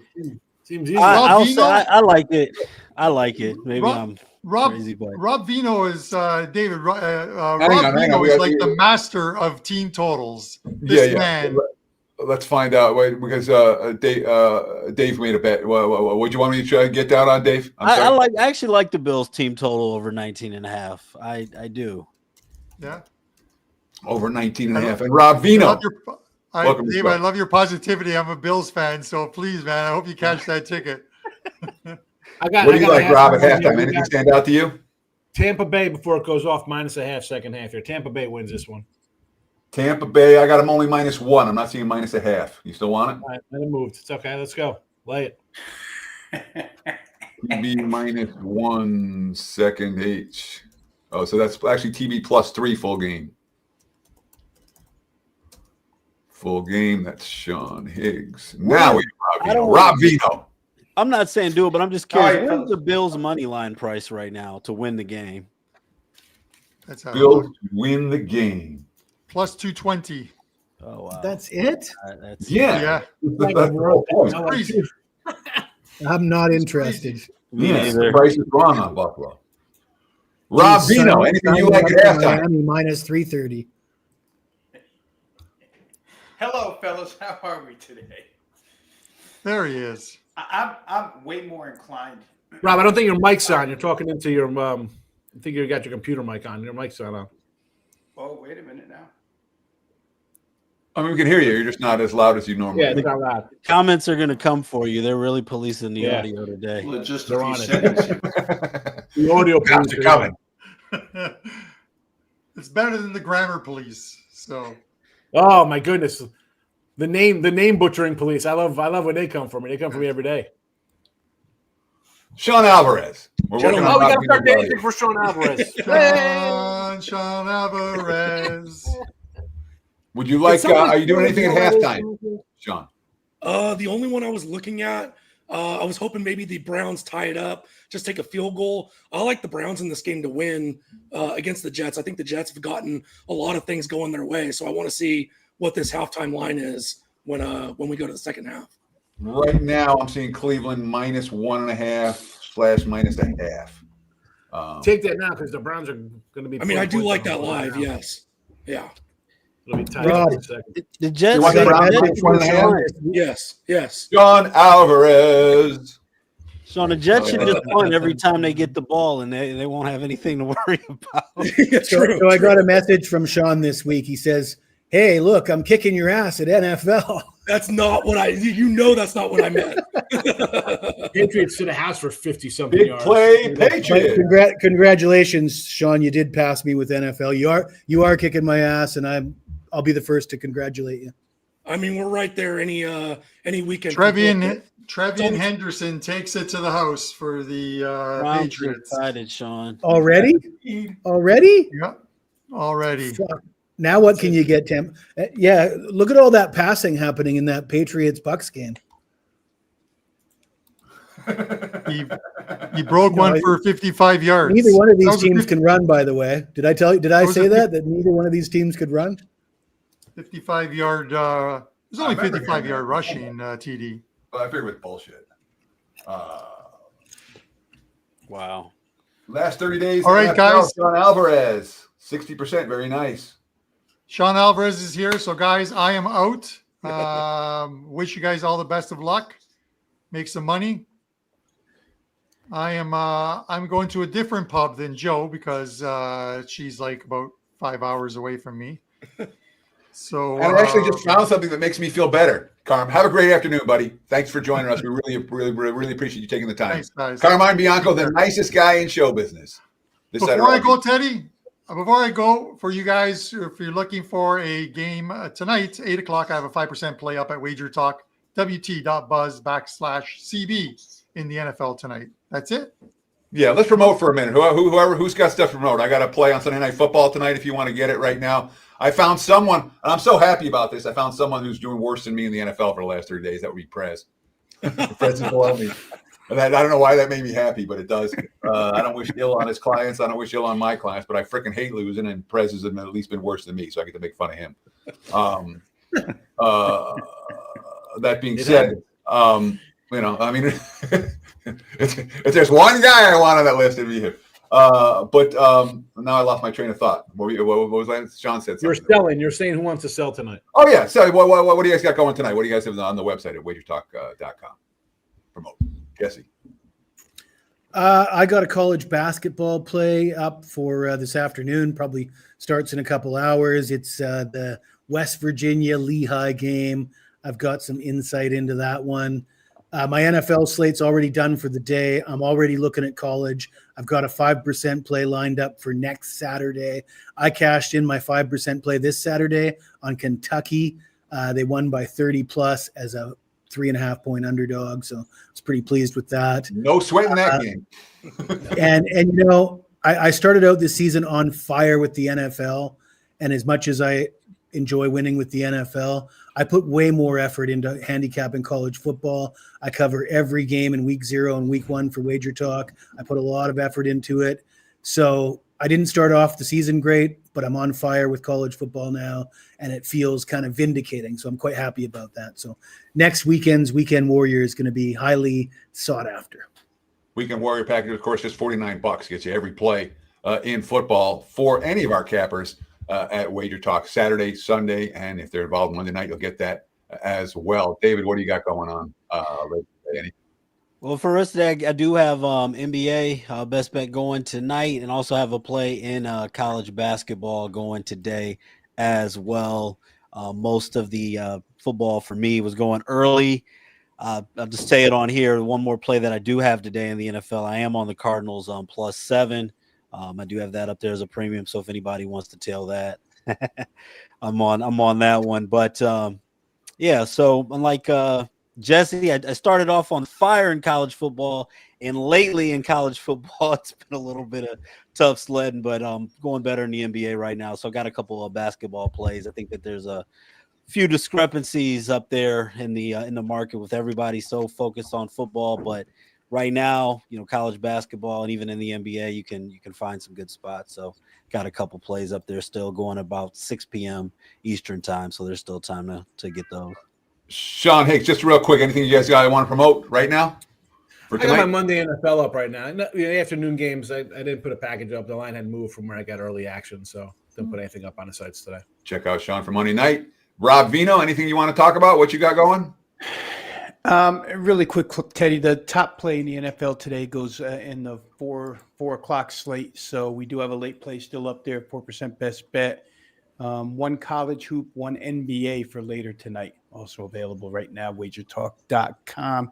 That's a hell of a pass that J.J. McCarthy threw a couple seconds ago. JJ Straight McCarthy, up in man, the air. the guy's Straight unstoppable. down. The one that was picked off, or the one before that? The one that was picked off. Sean Alvarez, anything you want to promote for tonight? I don't have anything up for today. I had my only 2 plays for NFL were the morning plays, but I do have one up for Monday night. And then as well, on top of that, David and myself will be on tomorrow night with Joe for Wager Talk Last Call, going over the Monday night football game. Sweet. What do you got going in these early games? What are we sweating with you? For clients, I was already on Cleveland -1.5, and then I'm on Jacksonville -1.5 as well. So you're live. You have Yeah. 2 games you're live in. I bet some Browns Jets in-game under. That's not looking so good right now. That game's at half. Right now, Cleveland -1/-1.5. Second half total 17.5 / 17.5 is the prevailing total for that game. Makes it 51.5. The adjusted total. I already played some in-game under 50.5. That doesn't look so good right now. Jacksonville, Houston, Jags up 10 at the break. One, I'm seeing anywhere 1 -1/2, -1, -1.5 for the Texans at halftime. 17.5 that total. I don't want anything with Browns, Jets, or Jags, Texans. Don't all scream at once. Crickets. Yeah, just let me just go through the live bets we've already made throughout the course of the show so far. Jesse has Ravens +1.5, -115. Carmen Joe have Bills -3.5, -0.25. I've got the Jets and the Browns under 50.5. Dave's got the Giants and the Bears over 46.5. He also has the Ravens +2.5. I got the Texans +15.5. Jesse's got the Panthers +1.5. Somebody has the Bills team total over 19.5. I didn't write down who. That was me. I believe Carm is with me with the Panthers, isn't he? Somebody was with me. Because he's not here to defend himself. Yeah, I have it written down as Jesse and Carmine. Jesse and Carm with the Panthers +1.5, -120. Dave's got the Bills team total over 19.5. Tampa Bay +3. I call it +3 full game. Sean Higgs, he took a -1 second half. And Sean Alvarez, the Browns -1.5. That's what we have for live bets right now. Jackson Dart is in the end zone, guys. Touchdown Giants. Oof. Ugly. All right, guys, I'm going to hop off here. What we feel about Arizona today. We have a pro Arizona side, and I believe we have an anti-Arizona side, right? Jesse, are you on Seattle? I'm not on Seattle officially, but I would put it this way. If Seattle didn't get bet up over the 7, if I could still get a Seattle 6.5, I would prefer Seattle. And it's one that I would look at live betting Seattle if Arizona scores first and you get some value on Seattle. I do think this is a tough spot for Arizona. They've been playing pretty well lately. That was impressive what they did against Dallas. Seattle's just not Dallas. And Seattle still is a tough place to play. I don't care what any of the kids are saying. I will say that was one of the later ones I put in, and I did not pull the trigger on that until it went to 7. That was when I decided to do it. So a lot of times, I mean, it may seem, 7, 6.5. It may seem like a small thing, but man, that half a point makes a difference so many times. Yeah, just ask anyone that bet Falcons today how much a half point matters. I got +6.5 with Atlanta. Yay, no sweat. If you got +5.5 with Atlanta, oh crap, big sweat. If you laid 6.5 with Indy, oh crap, big sweat. If you waited and got a 5.5 with Indy, oh no problem, no muss, no fuss, we got there. Never in doubt. Half points matter. Yeah, back to Seattle really quick, Teddy. Arizona's in a bad way in that game. Both starting cornerbacks are out. Their middle linebacker, leading tackler, is out. You take 2 starting corners and you throw in a rookie and a reserve, and they had to go to the practice squad to pull up another CB for depth today. And you bring in Rashid Shaheed on the other side to add to JSN. It's just doesn't set up well for Arizona to be on the road 2 weeks in a row and have that many defensive absences. And they're kind of smelling themselves as well. A team that's going crazy right now. Sam Darnold's just been on fire. So whoever the comment was in the comments section, I don't know. I wouldn't rush to be betting Arizona. Well, we'll see. I already bet him, so we'll see. He's not pulling any punches, is he, Dave? Welcome to the panel, Dave. Absolutely. Here I go being offensive towards people. Teddy, that's the great thing about this, though. I mean, I know that there's so many platforms. One thing I love with sports betting, I mean, there's so many times people can go back and forfeit their opinions. But the great thing about this, I mean, in 4 or 5 hours, we'll all know, right? You get the real answer. Yeah. Told you so. I was right. Well, and I mean, sometimes you can have a very solid breakdown of a game because it just makes sense, such as my breakdown of the Tampa New England game. And then they come out and they just run the ball at these two defenses that are elite at stopping the run. And I'm sitting here scratching my head going, what happened? What happened here? Yeah. It brings back a memory, Jesse. When I lived in Las Vegas, and I know, Teddy, you're still there, and Andy Isco is still there, but we used to joke constantly on that Saturday night show at the Stardust. Field goal ratings. The name of his newsletter was The Logical Approach. Yep. And there's so much that's illogical about sports betting that the logical approach just seemed to be a crazy name for sports betting because, like you say, Jesse, half the time this stuff is as illogical as it gets. Do you think that it's possible that these two coaching staffs, though, were seeing it the way I was seeing it, that it's just so obvious that they should be coming out passing, that they want to take them by surprise, and that's why they come out running? Because nobody would expect it? To May's credit, to New England's credit, and I know one was a bulk pass play, but he's got, if not 200 already, he's got close to 200 in this game. Baker, I think, was around 130 the last time I looked. And like I say, Drake May's one was that huge touchdown pass. Two really good run defenses, right? Again, you put logic together. Tampa stops the run. New England stops the run. But Tampa Bay's pretty good at stopping it inside the tackles. And it seems to me that the Patriots are making their money running the football towards the outside in this game. So we'll see where it ends up. But I'm on the wrong end of that one because I played Tampa. Henderson as well, because we're looking at New England's rushing stats. And the RB1 has been Stevenson, who isn't that good. And for those of us who watched Trevion Henderson at Ohio State, it's no surprise that he's kind of coming into his own. I always expected him to eventually become a good player. Hey, he lit up preseason for sure, prior to the regular season. But, like I said, I'm on the wrong end of that. I thought Tampa Bay was a smart bet. Obviously, smart bets don't always win. Could have been a stupid bet for all I know, but it's not. I'm with you, Rob, on Tampa. There's still time in this game. We'll be all right. Root me home, We got Sean. Baker there. We got Baker. That guy's Mr. Pull it out of his ass every time. We'll be all right. The Bean Show got it on Bills plus 350 live. We have RSL Levine asking any take on the Rams 49ers right now. Looking at the OddsLogic live odds, trying LA's all the way up to -6 at most books. Total there 49.5. Anyone got a take there? 5.5 still out there, but it's as many 5.5 to 6 for the Rams. Anyone involved in that game? Anyone interested in that game? I leaned the Rams, but the price wasn't right. Yeah, I mean it was 3.5 to open. Who else was out for the Niners? This keeps going up like it's we got tomorrow's paper. Even though the dogs covered now the last 5, I'm not really in a rush to take the 49ers, but I agree. If you like the Rams, I just think might want to wait till live. I just think you're too late. Like you said, you already lost 2.5 points if you didn't do it earlier. That's just me. Yeah, I agree with you. And guys, I don't know what it's worth in the line, but just situationally, the Niners are 3-0 inside the division already. Another reason why Seattle with one loss probably needs this win against Arizona, and a big reason why the Rams need to beat them today, because if the Rams go to 2 losses and 49ers go to 4-0, they're all 6-2 right now, right? That division tiebreaker is almost in San Francisco's hands if they win this game today. So maybe guys are playing that as an angle. I could see it. Yeah. As part of both the Seattle and the Rams handicap. Nearly 2,500 of you watching us live right now on YouTube TV. We appreciate that very much. If you have a moment, hit that like button. And if you haven't done so, subscribe to this channel. I'm going to hype it a couple times because we're freaking a really good channel.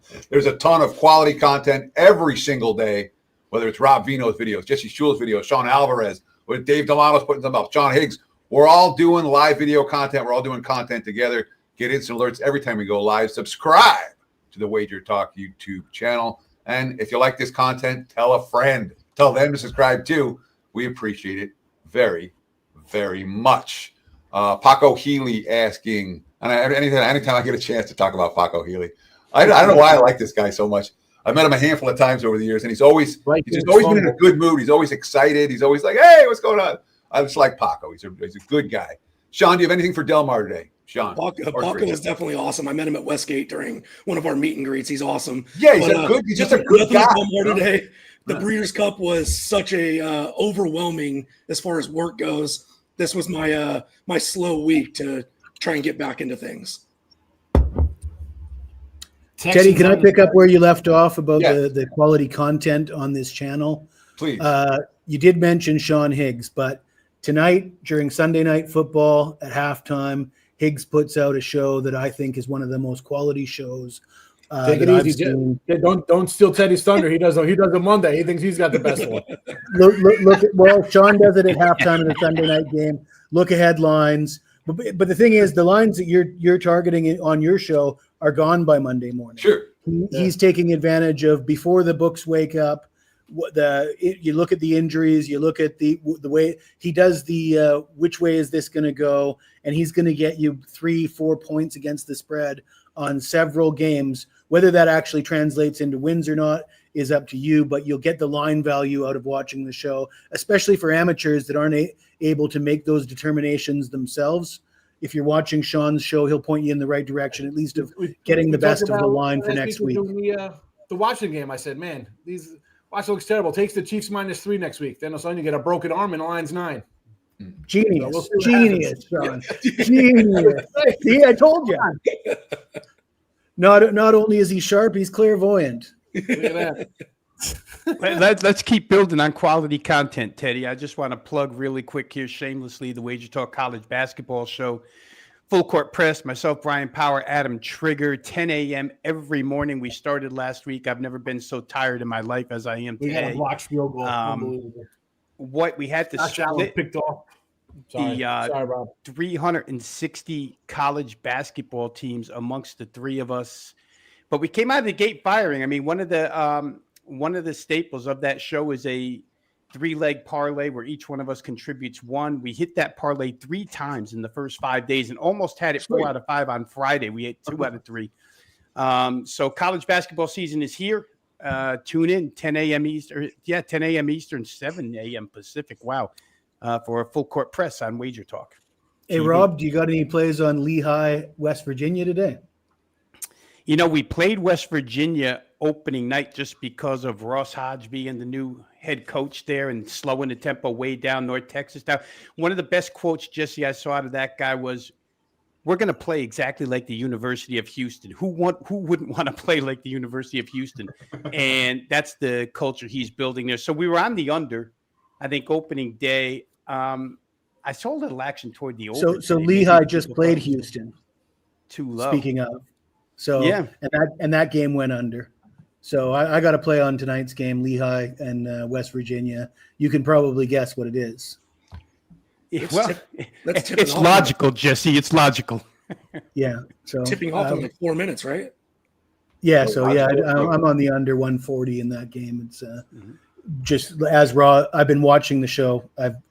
I'm also heavily into totals myself, and I do look at the pace of play, possessions per game stats, and this one seems logical to me. But then again, I'm the same guy that said they're not going to run the ball in the Tampa New England game. So, by that logic, you might want to take the over. Hey, Jess, on Friday, I looked at 16 games, college basketball games, where it had the spreads, the totals had moved like 3 to 5 points, right?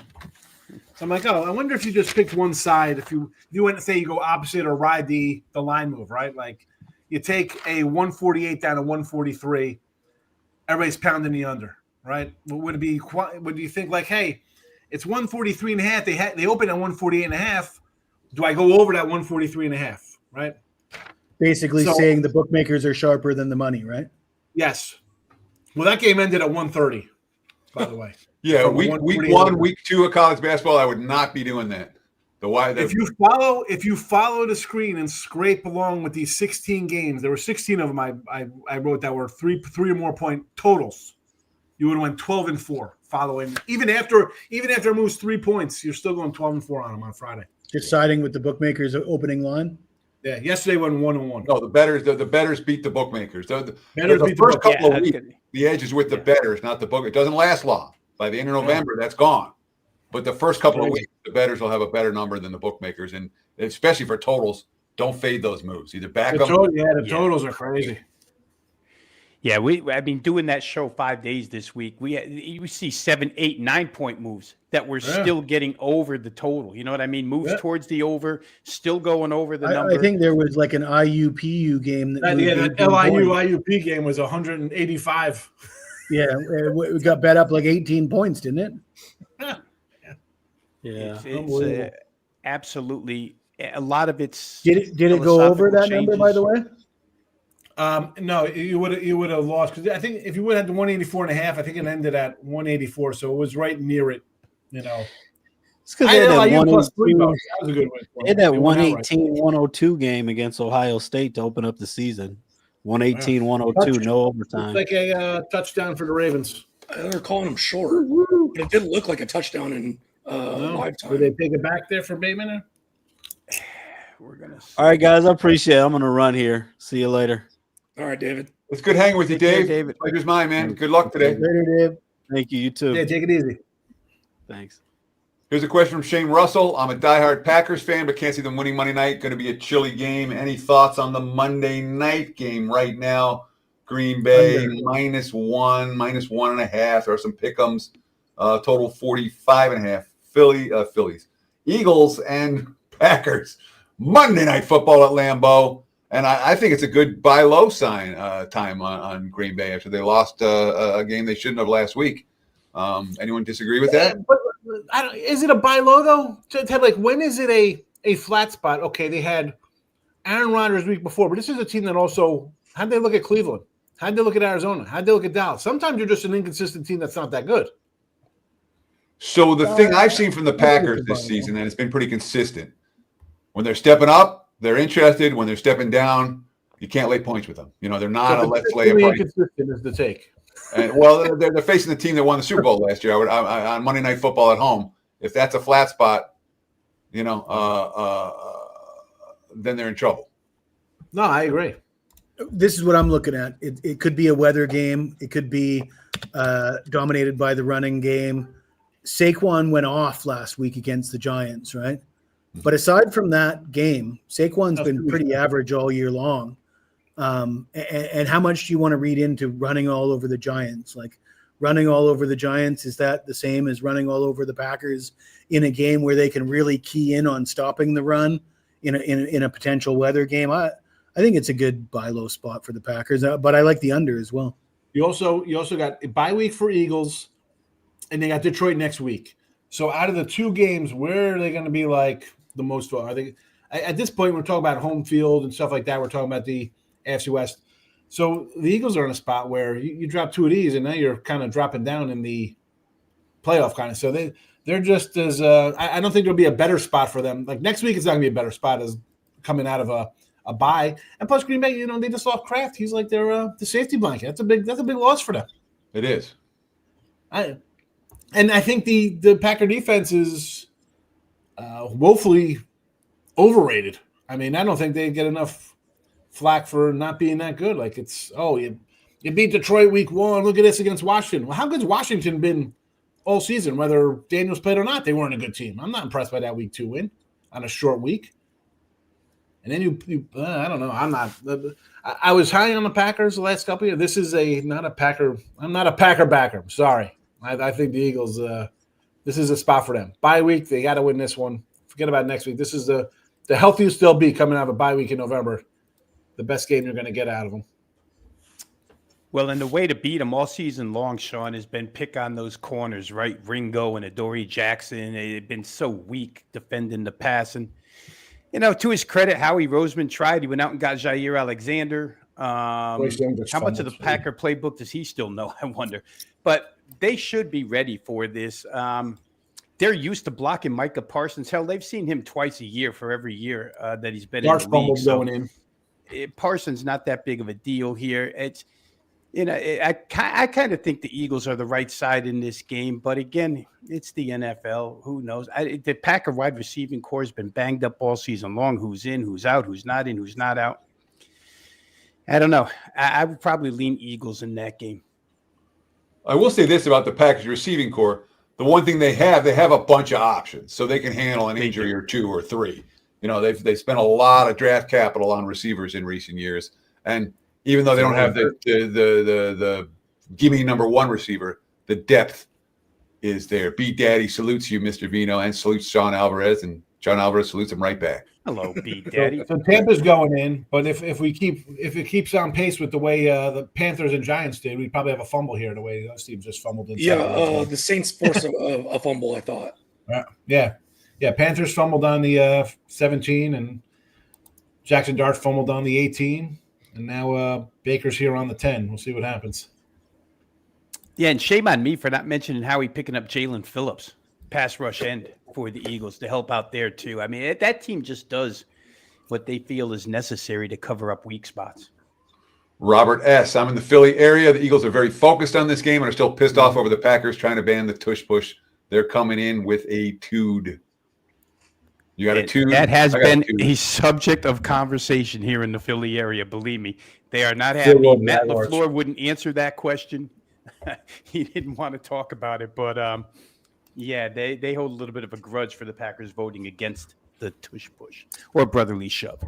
Here's a question for you guys real quick. He's asking about EWM community. I have Ravens at pick. Is Minnesota plus 7.5 worth a look for a middle? Yes, no, maybe so. What do you guys think? Minnesota just fumbled the kickoff, and I think Baltimore got it. No. Minnesota got it back. Oh, did they? Okay. Yeah. Back-to-back fumble by kickoff. That could be out of a job tomorrow morning. Worth a look. Yes, Ravens at pick 'em. I could take a 7 there. Which I think are we get shocked that this is a 3 or 4 point game? Well, and on top of that, he has plus 7.5. You get the hook too. So here's my question, and it's this is how I'm going to make that decision. Do you like your Ravens bet? Then why bother? You got to win. Exactly. If you like your Ravens bet, I'm playing for a middle. All right. You just right. I got a winner. Let's not turn it into a push. That's a good point. Yeah. That's me. If I like my Ravens bet. If I don't like my Ravens bet, I'll definitely think about taking the other side. But if I like my initial bet, I ain't doing it. They can't. I mean, it's still going to be a 1-score game if they go down and score. So you still have the lead at pick. But yeah. Yeah, it looks like they're repeating form of last week, guys. Last week, the Ravens, nothing in the first half, 5 second-half possessions, 230 yards in the second half, and all of a sudden today, nothing in the first half, and now they seem to be going up and down the field the first couple times they've had the ball. So could be a second-half team we're looking at here the rest of the way. Yeah, enough with the enemy NFL game live stream, guy. Touchdown, Tampa. How relevant is the Team X's pissed off angle in sports in general? The cappers think the extra motivation is supposed to make a team play better. That's an excellent question. And in general, my process is the media talks a lot more about it than the players do. I know Marco always talks about must-win games being the most overrated angles in sports. Yeah, must win. That's it. Hope in one hand, poop in the other. See what fills up first for those. I'll get you some soap. Wait, what? Say that again? Listen, something about you got to win this one. You got to win, right? Like it's a must win. Well, you're hoping they win this one. It's a must win game. Well, you hope in one hand, you poop in the other. See what fills up first. All right. Yeah. Hope in one hand. So I don't like the idea that teams are going to be pissed off and an entire team is going to come together over some emotional thing, because sometimes teams just aren't that tight. They've all got different motivations, and they're all going to strip totally clubs. Embarrassing, Jesse. I could see, you know what?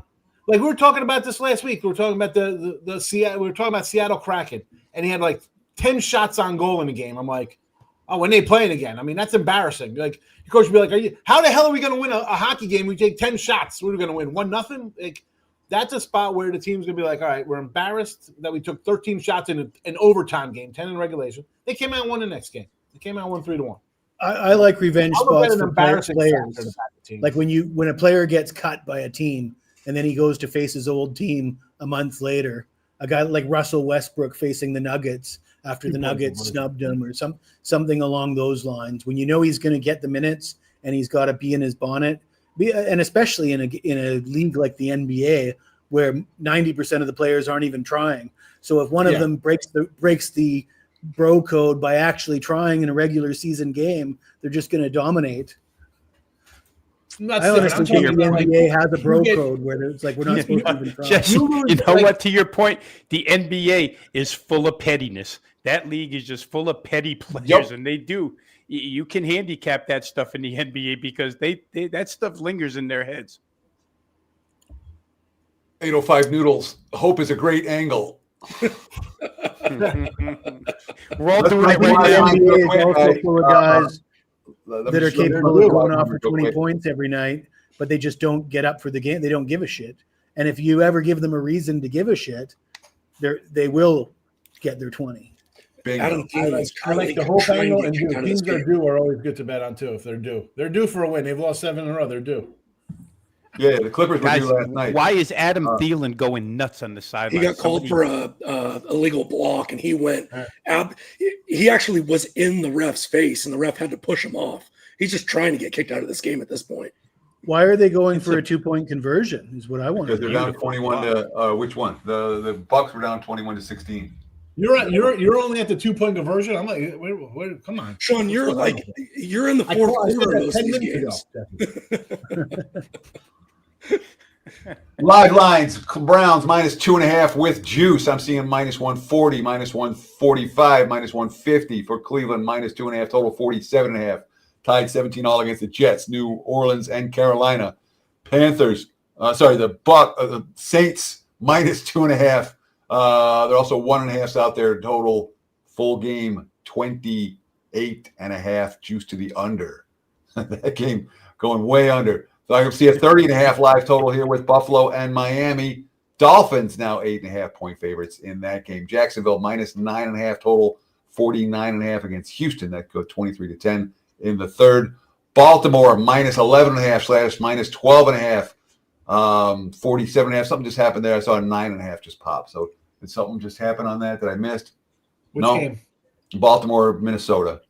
It's third down. I don't know what's going on or nothing. Yeah, I'm seeing variance there. Check your book. These lines may vary. But I'm seeing anywhere between 9.5 and 12.5 for the Ravens as we speak. Pats, 3.5 point favorites. There are 4.5s out there as well. 51.5, that total as we speak.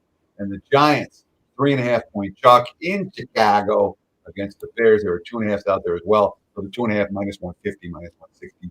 Take the Bears if you can. Bears first goal at the 10, getting 3.5. That's right. Here we go. That's the 5-yard line. You get 3.5. They're about to make it a 3-point game. What did you say that line was? 3.5? I'm seeing 2.5s with juice or 3.5s at plus money. 3.5 plus 130, 2.5 minus 135, for example. Giants and Chicago. And at that spread, again, when you talk about it's 60 cents worth of difference from 2.5 to 3.5, worth it? 60 Saints cents. get it on fourth down. Here we go. You're in the second half of a game. Is the 60 cents worth it for the 2.5 to the 3.5? Any opinions? Yeah, I feel like it is, Teddy. 56 yards field goal. No good. Right, what are we doing here in Baltimore? I'm with you 100% there, Rob. There's scenario. How much is this point worth? In this instance, this point is worth 60 cents. Right. Ravens just tried a 56-yarder, no good. Gave Minnesota ball back to basically midfield. Uh-oh. They tried a 66-yarder. Nice. Why not? It's indoors. 56. They need the Jacksonville kid. Wide right. Cam Little. Fourth and goal for the Bears on the 4-yard line. Has Buffalo crossed midfield at this game? I think they did because he threw an interception in the end zone. So I guess is that why Delano left? Is because he didn't like the way the Buffalo game was shaping up?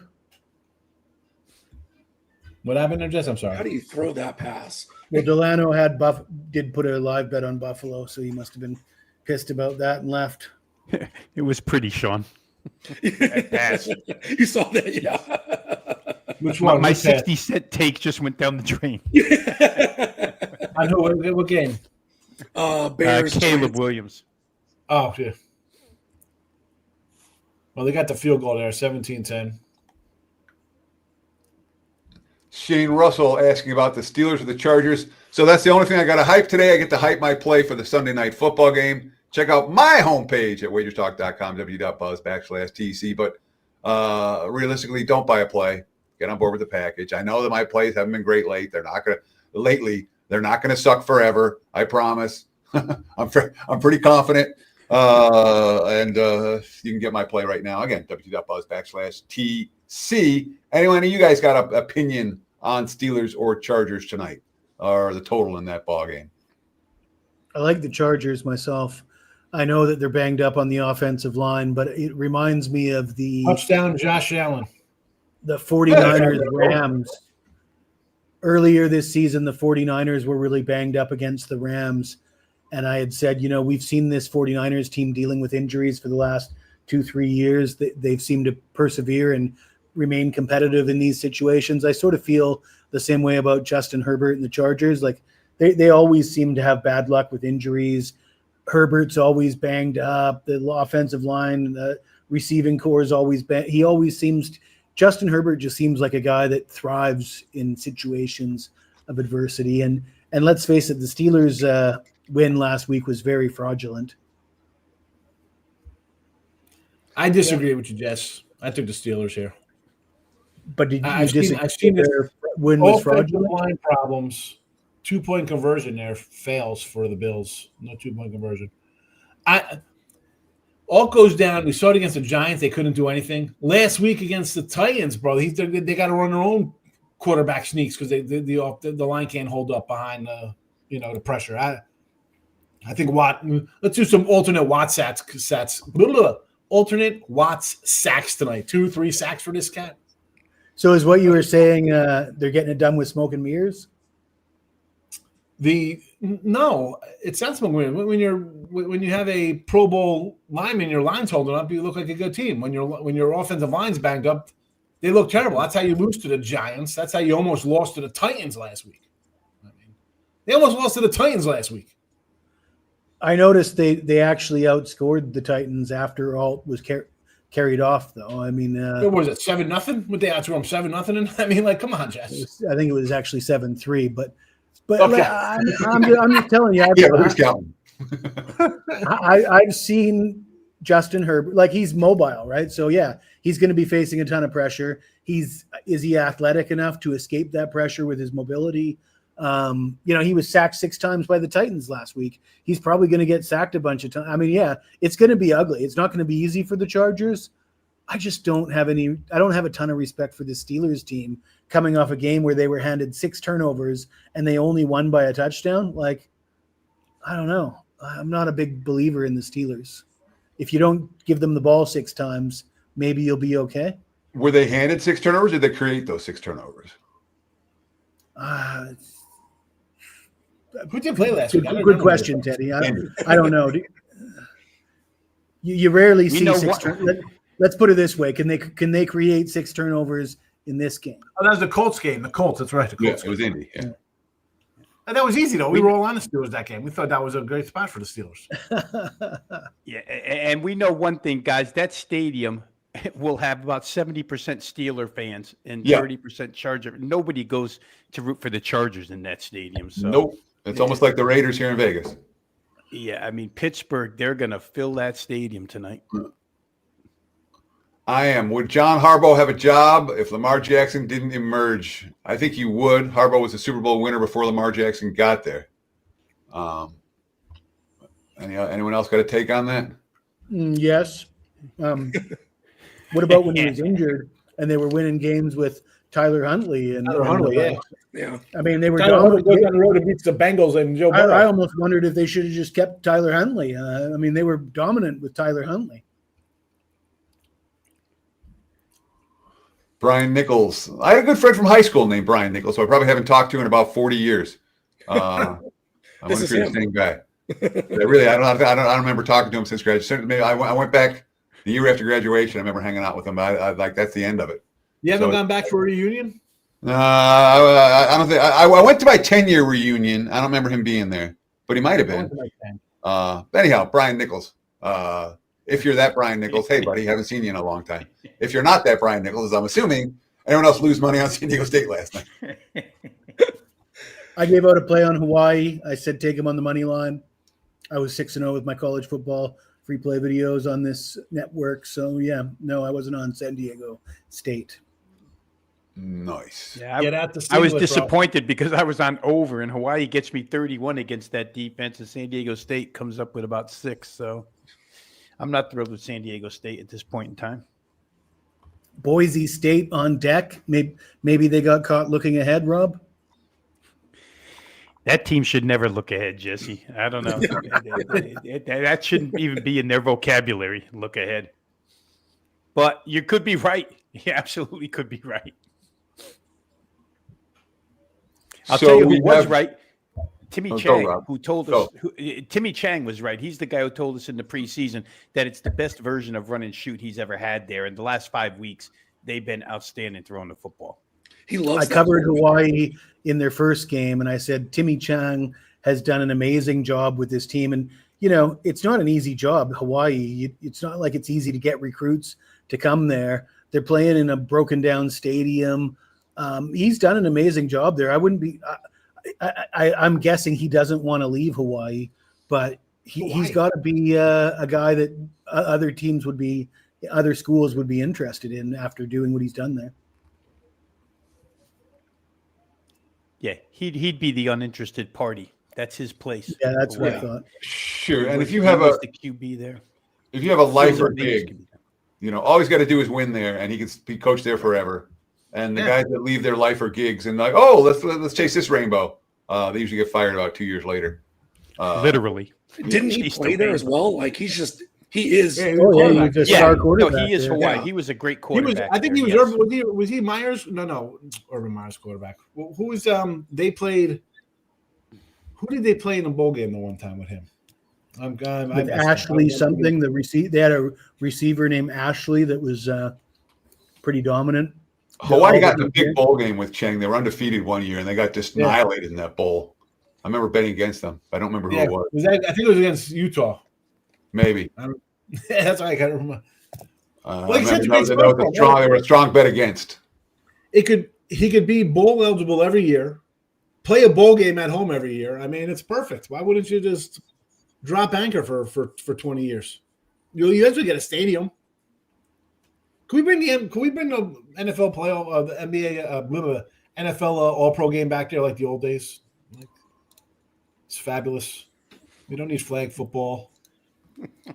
All right, let's talk about some of the bets that we have and some of the bets we're going to make. Again, we have Ravens plus 1.5. Jesse's got that. Bills minus 3.5, minus a quarter. Carmen Joe had that. I got the Jets, Browns under 50.5. We got the Giants, Bears over 46.5. Dave Delano made that bet. Dave also has the Ravens plus 2.5. I got Texans plus 15.5. Panthers plus 1.5. Jesse and Carm have that. Bills team total over 19.5. Dave, Tampa Bay full game. Sean, Browns minus 1.5. Sean Higgs, I should say, for Tampa Bay full game. Sean Alvarez with the Bears minus the Browns minus 1.5 full game there. Anyone looking at anything right now in game for this second half as we approach the end of the third quarter, start of the fourth? Anyone doing anything? Yeah, nothing strikes me. So that's the game, Justin, against Georgia on the Sugar Bowl. That was exactly the game I remember. Thank you. Yeah, and Timmy Chang was a Heisman Trophy candidate that year. Playing for Does anybody remember the receiver that was like a first round pick that named Ashley something? No, I do remember Colt Brennan though. That I'm trying to remember Teddy, who's the coach of the run and shoot? My God, June Jones. June Jones. There you go. Yeah, he played for June Jones. Colt Brennan. There's a name. Colt Brennan. Yeah. Ashley Lee. Thank you for contributing, James. And really, all you guys in the chat, thank you for contributing. Thank you for giving us stuff to talk about. We run out of stuff to talk about. We appreciate it very, very much. Florence Supermax Green. How about the Auburn yesterday? That was fantastic. Yeah, nothing more fun than when your dogs go down in double overtime when they lead the whole game. Yeah. Good time, bad by all. Thanks. Damian Thanks. D's Plus talking 6.5. Yeah, exactly. The hooks matter, man. Damian D's, thank you for the Colt Brennan. How about, can I interest anybody in the Vikings plus 7.5 or even 8.5 here? I mean, Ashley Leela. Ashley Lilly, yeah, he was a first-round pick by Denver in 2021. I'm assuming that puts him as a receiver in the Timmy Chang era. Is that correct? Oh no, Timmy Chang's early 2000s. I mean, he's in like 2000, 2001. 6. Yeah. Oh yeah, I thought you said 2021. My bad, Jess. No, this is way back, and he was a first-round pick. So I mean, when's the last? He might be Hawaii's last first-round pick, right? When's the last time Hawaii had a first-round pick?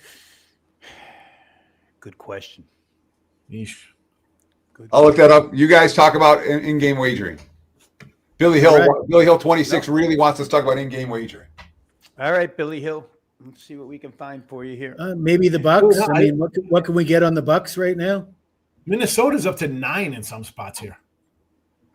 I don't like Minnesota. I'm already on Baltimore. Right. I like my position. Bart is questionable to return here. So we got Russell Wilson. Yeah. Let's look at Chicago. Giants laying 6.5 with Russell. Will they cook? Is it worth coming in with a play here on the Bears? Is Dable running into the tent to tell the doctor what to do? I mean, he's questionable. I can't see him coming back. I don't know. The Giants just broke off a big run inside the Chicago 30, so the Giants are in scoring position again. Yeah, they're inside the 20-yard line, 18-yard line. So you're going to be able to get the Bears if you hold off here at least double digits. Right. It's 7.5. Which is probably the thing to do. Wait till the Giants score and then bet the Bears. I mean, maybe Buffalo. I mean, they got the ball. They're down 10. They're plus 3.5. Yeah, Tua Tagovailoa turnover doing this thing. I seem to say that at least twice a show.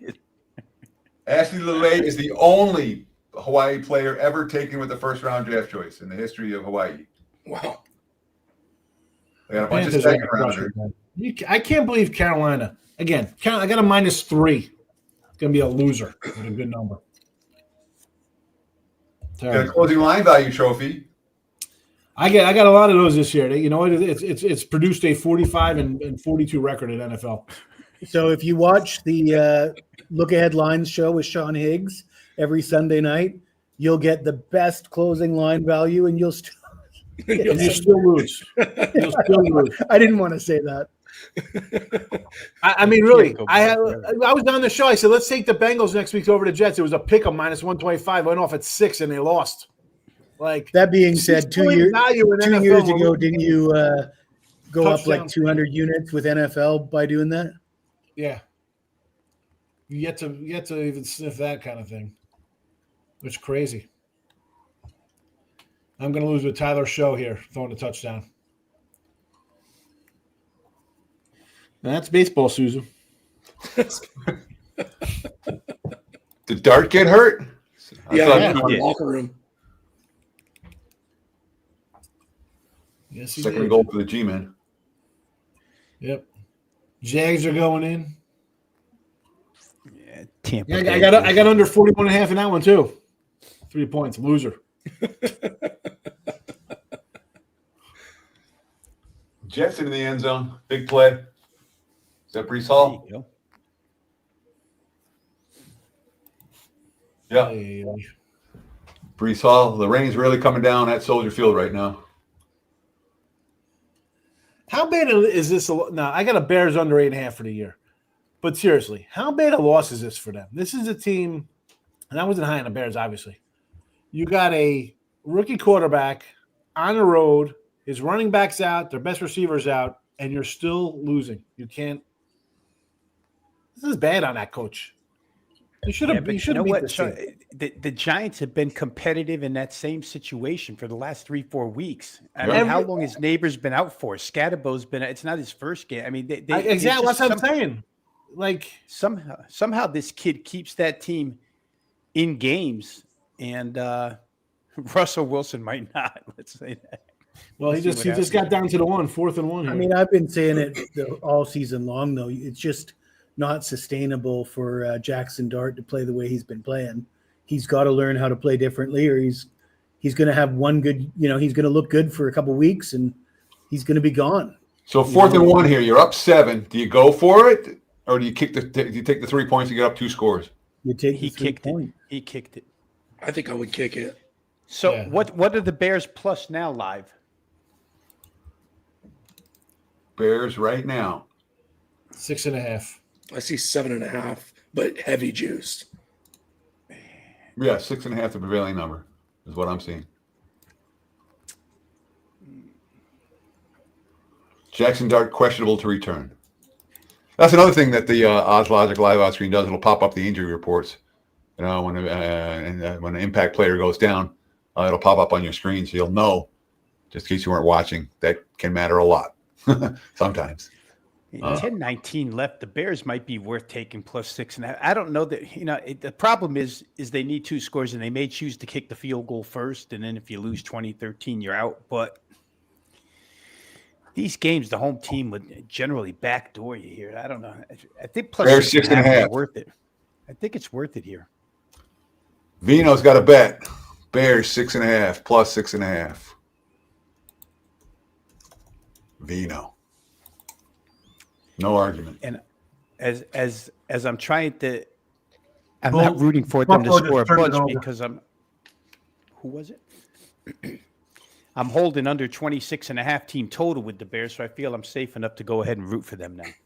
They'll probably curse me on both ends. The Bucks Patriots total now down to 46.5. That's the lowest I've seen it. 46.5 juice to the under. It's the lowest I've seen it. Baltimore now 9.5, 46.5 against Minnesota. Jacksonville's up to 18.5/19.5. They just punched in against Houston. Yeah. Texans are not coming back to win this one. And it doesn't look like Buffalo's coming back to win this one either. 6.5/7.5 for the Dolphins right now. 6.5 with juice. 28.5 the in-game total on that. Anyone wants them over 28.5? Bills, Dolphins? 28.5. It only takes one.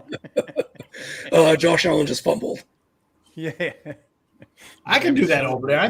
Listen, Bills are going to have to come down and score a garbage touchdown either way. Can Miami put 3 up on the board and you got your 10 and you're there? We only need 7. I'm saying if you think Tua attacking the turnover is going to be himself, they'll get maybe 3 from him. So you're up 19-6. Then the Bills score something fast, boom, boom, boom, get within, score their touchdown or whatever, and you're there. I'm saying from the standpoint you need 3 from Miami because I don't think you're getting everything from the Bills. So we want now with Miami's ball. Give me the over. I'll take the over here. There's juice with it. Yeah, Sean, because the reality is you don't need anything from Miami. You only have to get to 29. Buffalo wouldn't go for a 2-point conversion at 16-12. They'd kick the extra point, and you'd win. So you don't even have to fear that angle. Miami Buffalo over 28.5. There is juice attached to that. I'm seeing minus 140, minus 145, minus 150 even on that. So shop around for the bet of the number. Caesars is at 35 for what it's worth. DK's at 40. FanDuel's at minus 160. They have too many men on the field on a kickoff. What happened? How did that happen?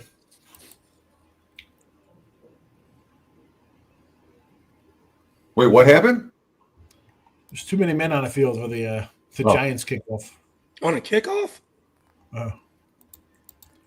Maybe it was on the extra point. I don't know what it was on. There's too many men on the field that just came across the screen.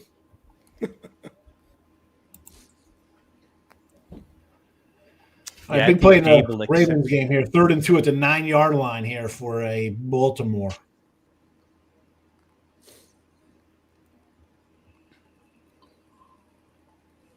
Now they're at the 2.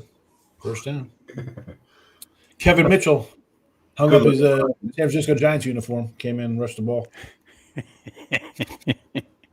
That guy would not be messed with, boy. Kevin Mitchell. He's a tough son of a gun. I love the once upon a time in Queens. Are like, hey, there's rumors this guy's got a bullet lodged in his shoulder. He like kills cats, like he's like the softest spoken guy out there. Like, I'm eating my Mr. T cereal and be left alone in the clubhouse. And yet he was gangster. I love it. They traded for Kevin McReynolds. And I kind of like Kevin McReynolds because I look at the back of his card. I'm like, this guy's productive. He's going to hit 280 at 22 homers, 90 RBIs. Nice.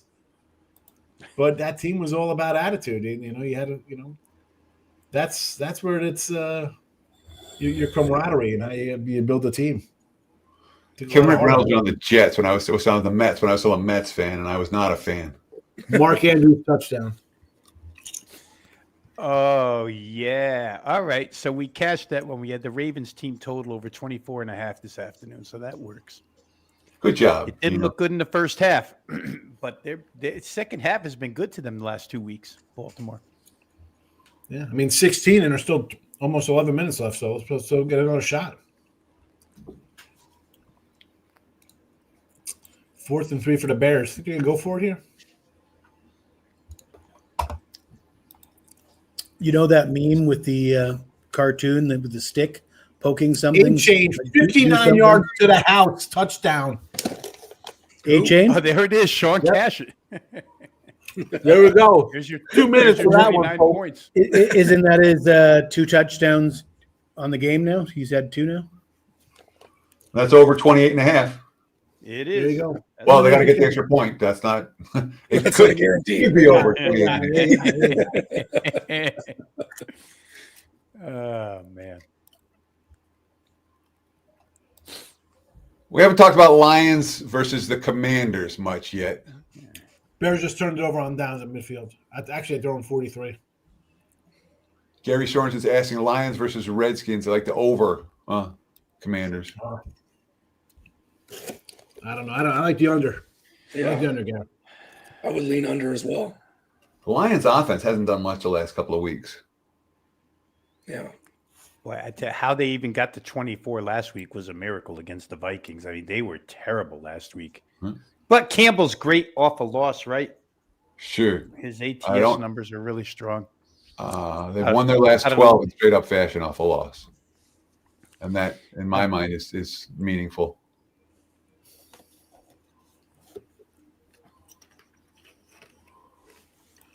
Daryl Hardaway says, my 2 favorite words on this show, Rob Vino. Gotta love that. Thank you. Rob I Vino. appreciate that. Hey, extra point was good.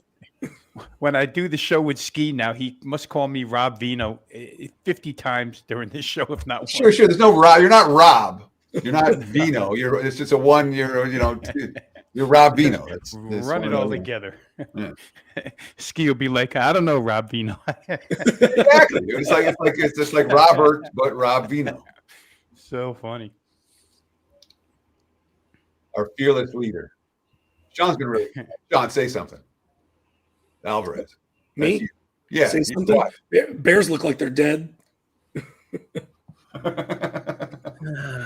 Yeah. Pretty true statement, I gotta say. Not shaping up to be a good Sunday for myself. Got to poke the Bucks and say do something. No, Baker just took a sack. Doesn't help us. No. Damn it, Sean. Counting on you for good 2-play in advance advice, Sean. Baker got sacked. It's scripted. If it's scripted, why are you betting on it? Come on, Joe. If it's scripted, you should be betting on it and making a shit ton of money. Yeah, exactly. Yeah, get the script. Yeah. So this is what I want, and this challenge goes to anyone. Let me ask you for the script. What What was Jaden Daniels thinking when he saw his arm snapped in half? Was he really happy about that? Like, oh man, I got to break my arm here today. That's wonderful for me. My sophomore year after I was like rookie of the year. How happy is he about reading that? The guy or Darren Hamlin. Oh, I'm going to die today? Oh, man, I better get my shit in order. Let me tell my mom I love her before I die today on the field. Come on with this nonsense. All right. So this is what all I'm going to say for the it's scripted people is just tell me before kickoff.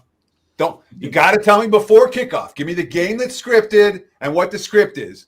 And then I might start believing him. But the only time I ever hear anyone is, it's scripted. I do that all the time, Teddy. I'm always I did last week I did a Buffalo Bills Kansas City video. I said I talked all about the officials, the referees, and I speculated that the league was going to bring in a guy that was going to be pro Buffalo because of the gambling scandal, because of the fact that we all know. Well, I mean, the thing is, it's not scripted. It's impossible to script, but there is things that go on that you can pay attention to. For example, the officiating for Kansas City in Kansas City games, they've been the beneficiary of way too many close calls. Certainly last season, maybe this season, maybe not so much, but you can factor that into your handicapping. You can handicap it. It's not. I'm not saying the games are rigged for Kansas City. I'm just saying Mahomes is going to get calls that other quarterbacks aren't going to get, and that affects games. And you factor that into your handicapping. You factor in who's the referee, what their tendencies are. And last week, the referee for Kansas City Buffalo was a guy that Travis Kelce was fined for saying he shouldn't be allowed to work at Foot Locker. So, I mean, I thought that was a pretty good take, and I thought that's an adult way to approach the conspiracy theory, in my mind. But a quarterback, Mahomes, Josh Allen, Lamar, all these guys are going to get benefit of the doubt calls. And they do. Because they don't want their superstars hurt. That's not being rigged. Look at those crap quarterbacks we have. We got to protect our good quarterbacks. It's a little bit more frustrating, though. I mean, Josh Allen, you say, but Mahomes, when he's scrambling up the sideline and he's teasing guys. I want his liver sliced in half. Really. I mean, he deserves to be. You can't play that nonsense for an extra 4 yards. That's not right. If you're going to commit to, I'm going to sort of go out of bounds, they have to say, you know what, you're taking 4 yards off. Because if you're a defensive back, you're like, 15 yards? If I touch this guy and he's still going to scamper for an extra yard? Like the Kenny Pickett fake slide thing. Yeah. Well, he's got his comeuppance. Look how crappy he's been. So there you go. There you go. Yeah, but it helped in that bowl game.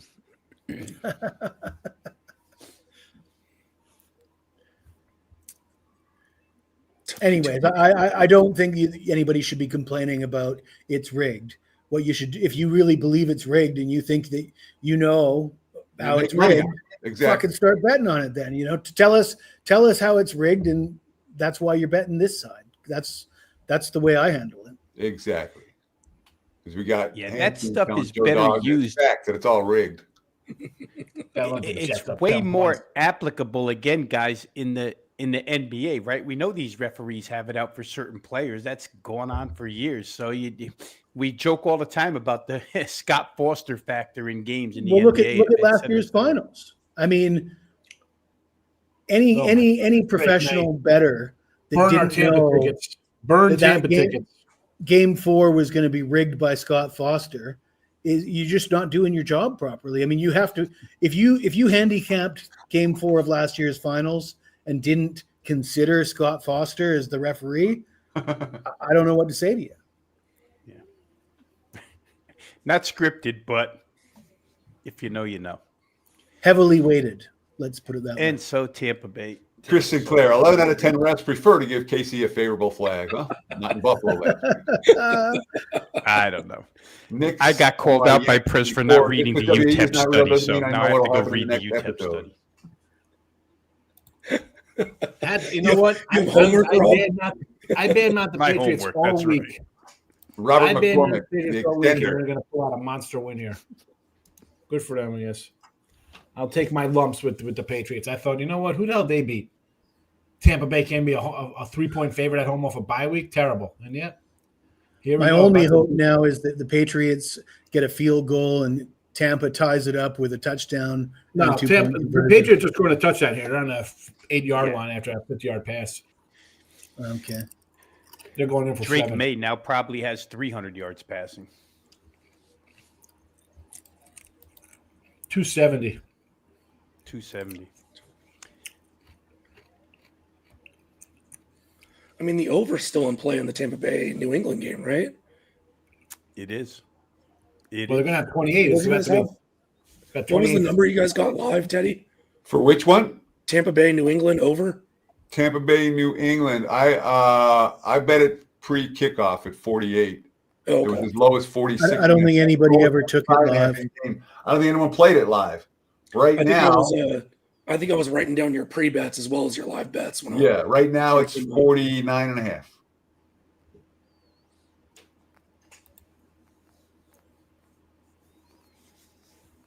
What are these flags? Oh, it's going to be a hit. Late hit. Yeah. That can't be a flag. Helmet to helmet. It's not helmet to helmet. It's shoulder to shoulder. And look, I want points. I want it to be a flag, but that's not that in this bettor's opinion. What game you guys watching? New England Patriots Bucks. And we're talking about the hit on May as he's going to the sideline, and he got popped in the shoulder. I got a holding penalty on Tampa here. I got that's what I'm seeing too. Is a holding penalty. It didn't matter. No, I don't. Yeah, let's see what you guys are at. Second and goal from the 2. Left guard for a yard. That's what I'm watching now. Vikings are close to scoring here. With Baltimore up 2 touchdowns. Oh, as you say that, the pass McCarthy's pass got tipped and nearly intercepted. We're getting a crunch time now, guys. 6 minutes, 5 minutes, 4 minutes, 3 minutes left in these ball games. Carolina, I thought, wild card aspirations, rookie quarterback, back-to-back road starts. Carolina at home. They're going to lose this game 24-7. Unbelievable. Yeah, it's not good. Unbelievable. I don't know how you treat it. Do you treat it as a little bit of a spark for New Orleans? They're going to be dogs consistently. Maybe they become more of a live dog than they've been early on the season. I'm not sure how to treat this win. Tyler shook.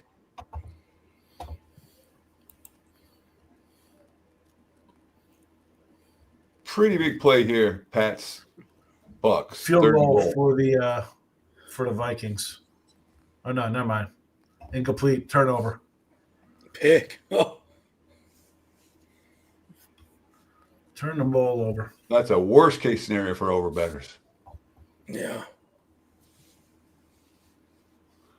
Yeah, that's a disaster for overbettors. Your field goal there, and it's 24. Keeps the side in play if Tampa Bay scores. Just like that, my Tampa Bay -2.5 and my money line -130 are alive. We're like the Undertaker coming out of the coffin again. Because in the case of 2.5, Sean, they'll have to go for 2. Totally jinx the TD on the Buccaneers game, man. If I could do that, I jinx everything all the time. I was just saying where we're at on the field. That's all I do here. Davis Mills touchdown. Look at that. Toma 888, not good. The Cleveland defense not quite at the 95 Bears level as advertised. So most of this has been special teams for the Jets. Bears still dropping passes. Caleb Williams still getting pissed at him. Can I interest anybody in over 53 live with this Jags Texans? It's at 47. You think we another touch? I know we're at a 2-minute warning in the Saints game. The Texans game has 12 minutes to go. Yep. I know they both started at the same exact time. So we got 47, and the total right now is 52.5. 53.5 now. Can we get one touchdown in this game? I'm seeing 54.5.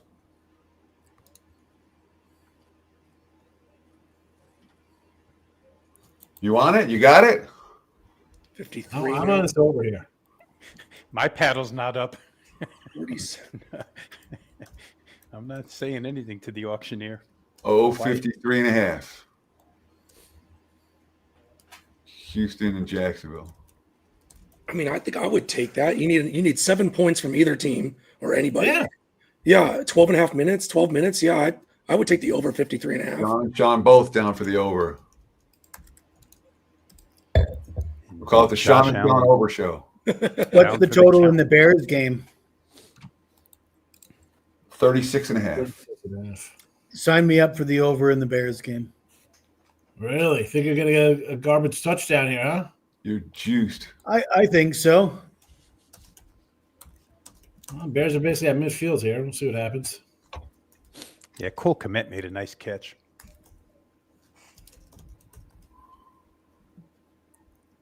Loveland over receiving yards just cashed. EWM community. Congrats on cashing that ticket.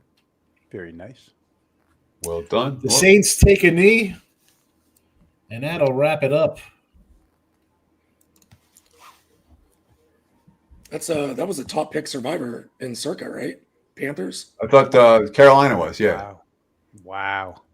And they go down. And I think number 2 are the Bears. I mean, what was Buffalo? Any Buffalo had to be near there, right?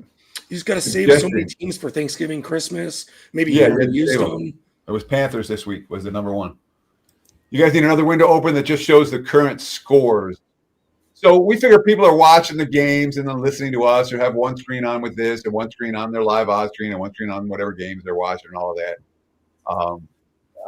Getting the technicality of putting that together, I'm sure it's doable, but we could throw it up. It's easy enough to do, but it would just be, we just have like ESPN or CBS or something up there with the scores. That's all it would be. We can't have like live game. It would just be the website, or you could just put the OddsLogic up there live. It's the same difference. All you got to tell you, it's easy. You just hit the there's a little plus thing at the bottom. You add a window. You just pick it out. But Panthers, by the way, number 1 team at 490. Broncos were number 2.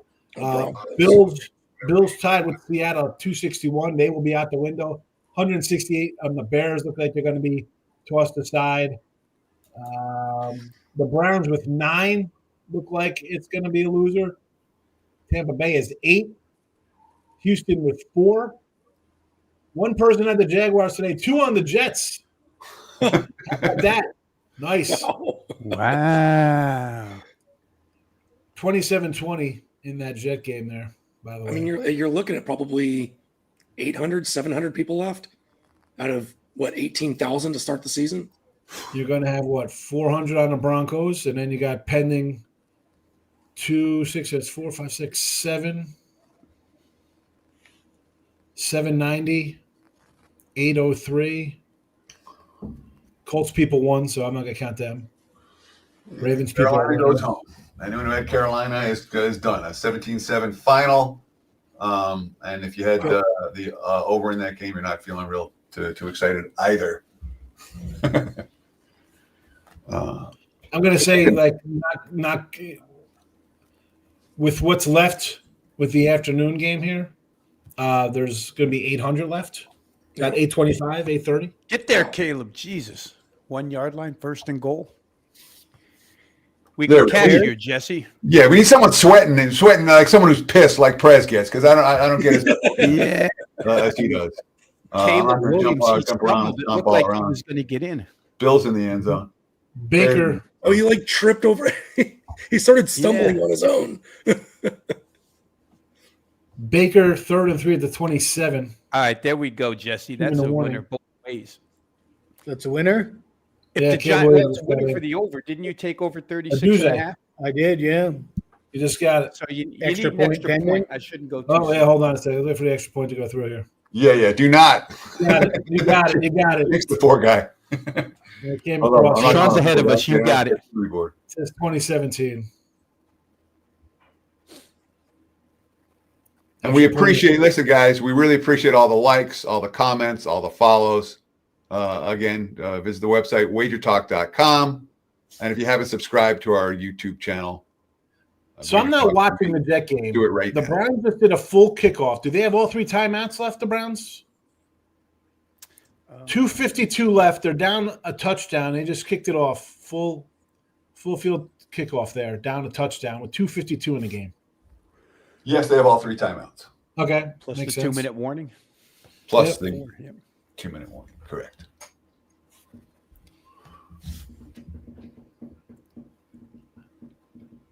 Buffalo legal formation on the Panthers Saints now. What do we have for Panthers Saints? Panthers plus 1.5. That's a loser. Sorry. Jesse and Kerm. That's the only thing we can grade so far. I would have been on Saints if it wasn't for Marco, I think. Blame Marco. Blame Marco for everything. Marco's a really easy person to blame. Like, Marco, it's your fault. Marco, quit doing that. Marco's fault that See, you know what I hate? So. Teddy, I know you do your line show in the morning, so your line would be a little adjusted more. Yeah. Like at 5.5, I'm not taking Carolina at 5.5. But at 3, I like Carolina at 3. I'll take 3. But a line like that, I probably would have been off the game to start. 5.5 is, to me, I saw it in week 1 with Cincinnati. I saw it a couple weeks ago with like you take a dog in a 5.5 and you're alive. You're either winning outright or you're losing by a field goal.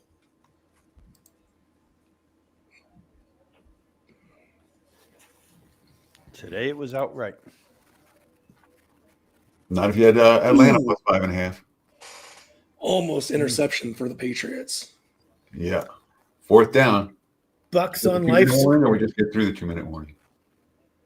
This is the MVP up for grabs. If Baker can pull this one out of the fire, he's back in the race. Kevin Stefanski. You had something on Kate Otten, didn't you? Yeah, Kate Otten hit. The reason I'm not bragging about it is because I also have Hunter Henry, and I also have the Bucks team total over. So it's a net loss on the game. Sack. What are we doing here? How are we throwing minus 3-yard passes on 4th down? Terrible. Me too. What's this nonsense?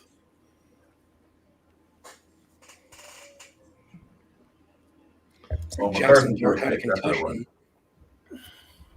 That's why there's jumping around. JJ McCarthy, yes or no? Anyone? Interception. JJ McCarthy, yes or no? What? Yes or no? No. Get the ball back. I would say no. I would say no. JJ McCarthy, yes or no? Man, No. I don't know where you're going with this, Teddy. But No. Just to be different, I'll say yes. Yeah, I haven't given up on the guy yet. Kevin Stefanski's another yes or no. Stefanski, yes or no? Anyway, No, I love Stefanski. Yeah, I would say yes. I like Stefanski. I'm with you. All right.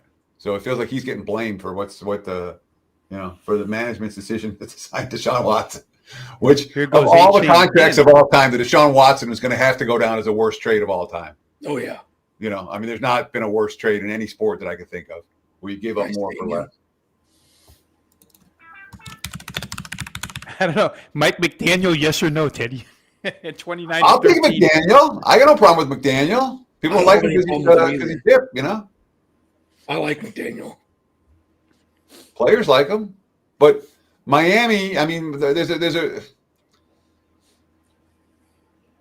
it's the organization has not been a good organization for 50 years. That hasn't changed, and the coach is going to get the blame for a bad organization behind him. Joe Dog, get the Saints and Giants sweating Bucks. Good luck, Joe Dog. 30-13 means if you have Bills, Dolphins over 49.5, you're still live all of a if Bills sudden. score a meaningless touchdown, you cover. Well, someone's got team total over 19.5. Oh, Bears are not done. David Delano. Yeah, Alvarez. I thought you were like having a epileptic fit for a moment. Oh, sorry. I've got multiple games up. Sorry. Go run. You run down that sideline. Get in the freaking end zone. There we go. I get to be. No, don't go down to the one. Get in. Thank you. Henderson again.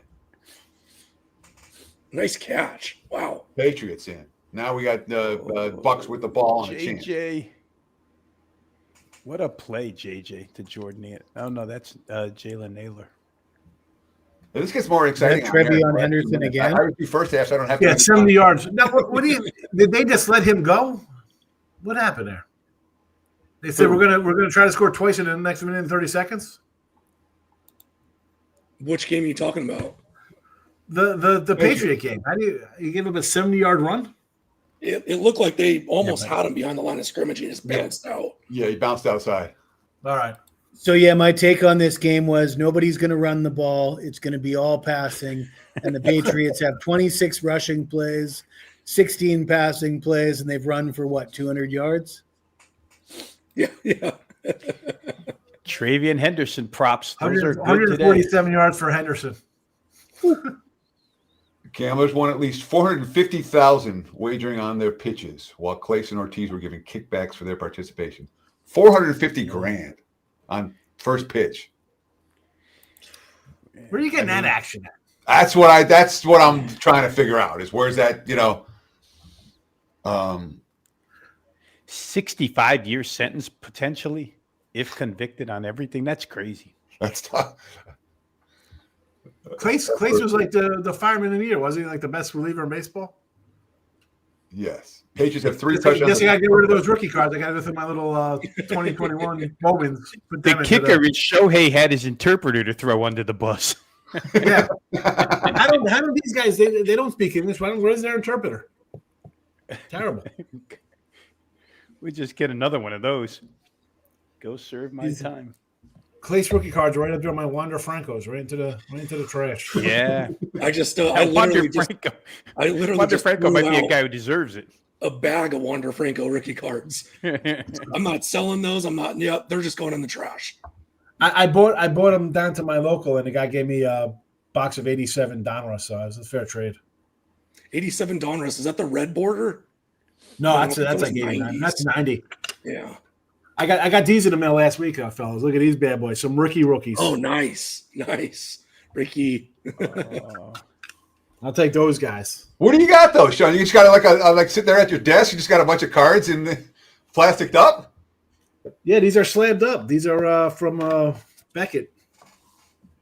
Sweet. It's an A grade rookie, Ricky. What I got on my quick desk? story. He was an absolute pleasure to meet. I had a buddy. Got a little Luke Skywalker hanging out with me, Teddy. Ricky Henderson was? Yeah, Ricky Henderson. I had a buddy when I lived in Las Vegas that did A's pregame. Went up there to see an A's game. They were doing photo day. They were doing Marty Lurie, yeah. Yeah. They were doing photo day at the stadium before the game. Got my nephew with me. He walks up with a pen and pad to get Ricky Henderson's autograph, and Ricky looks at him and goes, Ricky only does pictures today. Only does pictures. And that was the end of that. No autograph. Just pictures. Touchdown, Minnesota. 2 minute The warning. Bears are knocking on the door. We might see overtime or Touchdown Bears Houston. might win this. Touchdown Houston. Yeah, all of a sudden it's getting real interesting real fast. There you go, Sean. This is actually just sitting on my desk. I just pulled this out. It's a Otani Yamamoto out of 25. Oh, nice. Sweet. That's the thing with the newer cards is you need everything. It needs to be like numbered or autographed. They're worthless. Exactly. Yeah. So Absolutely. does the Sean and Sean show cash that ticket, right, on the Texans touchdown? No, because they didn't kick the extra point. They went for 2 and they missed it. 53 and a half. They're down to half point right now. Gotcha. And it's sitting at 53 right now. So that's the sweat. So Rob, there were no Ricky Henderson wasn't supposed to sign stuff, and he signed stuff anyway. There was a photo day, and he wouldn't sign stuff. There's only 2 people on the field, me and my nephew, and a bunch of Oakland A's standing on the white line down the right field line. They take a picture, and Henderson goes off, leaves the team to the left field side, to the third base side, where there's 3 women waiting for him over there. It was hysterical. He was great when he was with the Padres. Yeah, I saw that Travion Henderson was looking to the sideline for instructions as he was running into the end zone, and they were like, "Go for it." He's good. Don't fall down. So famously, Trevion Henderson last year with Ohio State against Indiana broke late in the game, broke a 50-yard run, ran it down to like the 5-yard line, And down the ball on purpose to do the right thing, and then his fucking coach Ryan Day calls a quarterback sneak on the last play of the game instead of kneeling. I had the under in that game. I fucking hate Ryan Day. And Cleveland loses 4th and 3, and they jump off sides. Mm-hmm. Oh, But nice. yeah, just to the character of Trevion Henderson, he's normally the player that does the right thing. Bears are driving. Yeah, here they come. Trubisky's in the game. Bad news, Bears. The Jets with the win. Love it. Unbelievable. Can't stop that team. They're a juggernaut. Can DeAndre Swift line up any deeper in the backfield? He's like 9 yards deep. Where the hell is he standing? The ball's on like the 20, and he's standing on the 31 waiting for a handoff. There you go. You got a yard for you. He wants an 8-yard run up. Yeah, those don't count. Bucks call their last timeout. That game's sitting at 44. They're deep in Patriots territory. We got 2 timeouts left in New England, New York, and Chicago, I should say. Touchdown Bears! Touchdown Bears! They're in the huddle for me. Too much time left on the clock. I think I said it last week. I want to watch games with a bunch of friends, and then I'm gonna have like an earpiece in with Sean Higgs. And it's like $20 an 80-yard touchdown right here.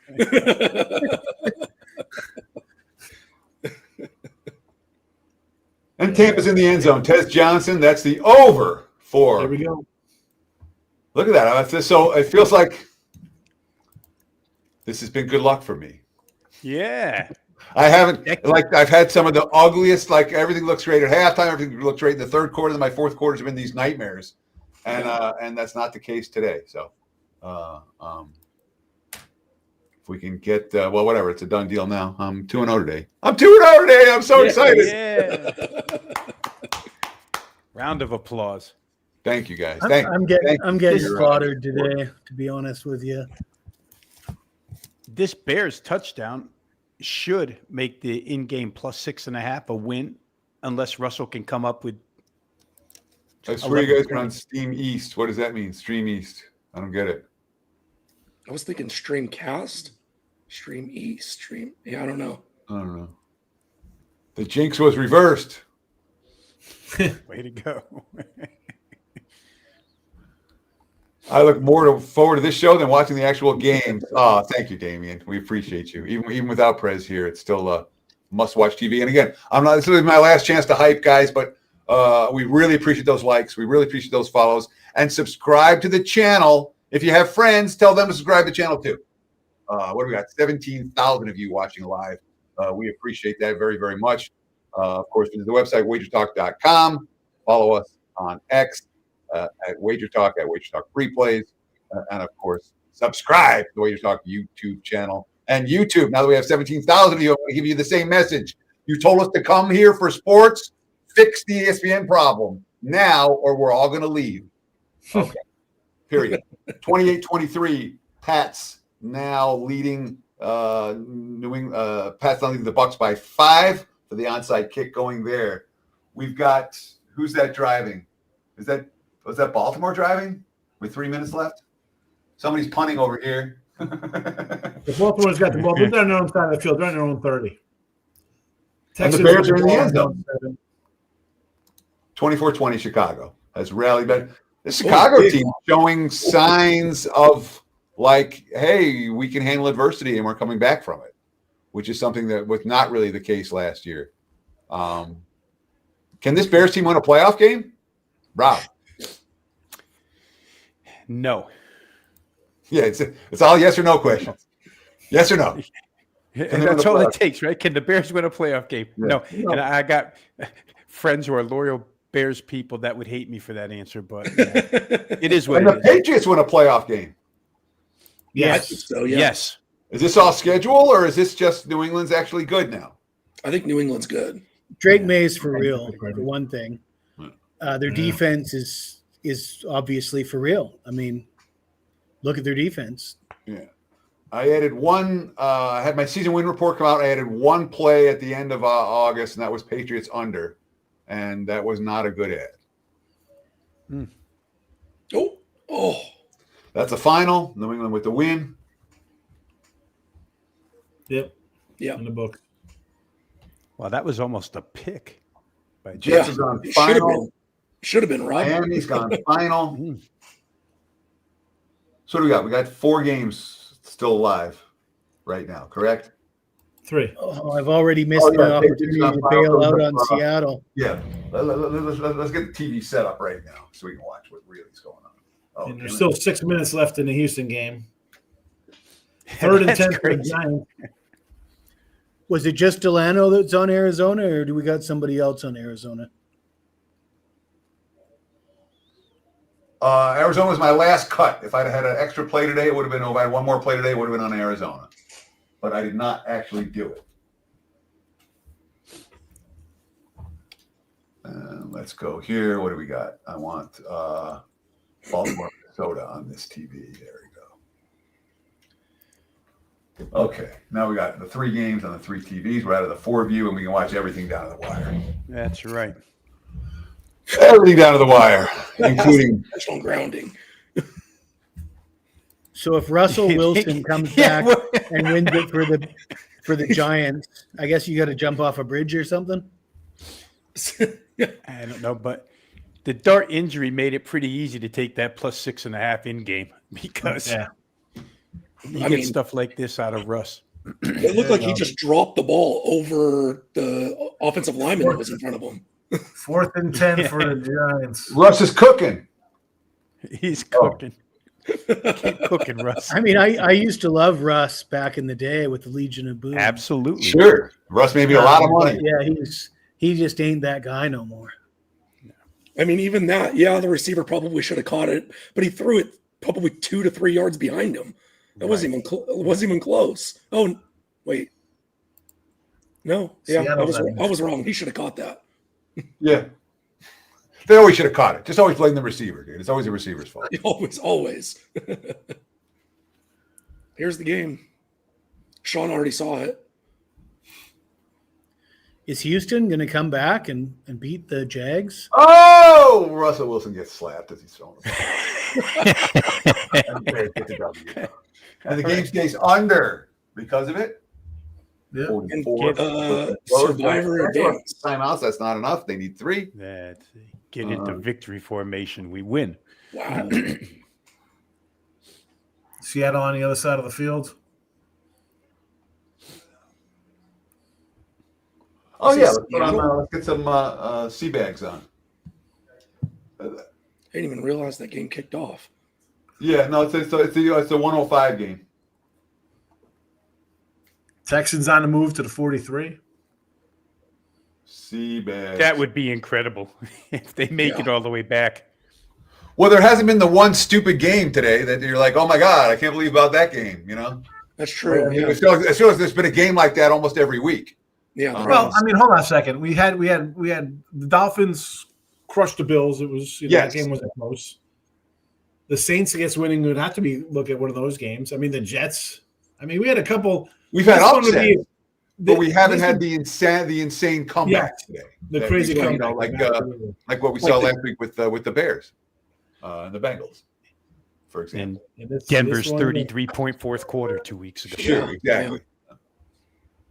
Rams, Niners. I don't really like anything in that game. We talked about that one earlier, right? Rams, Niners.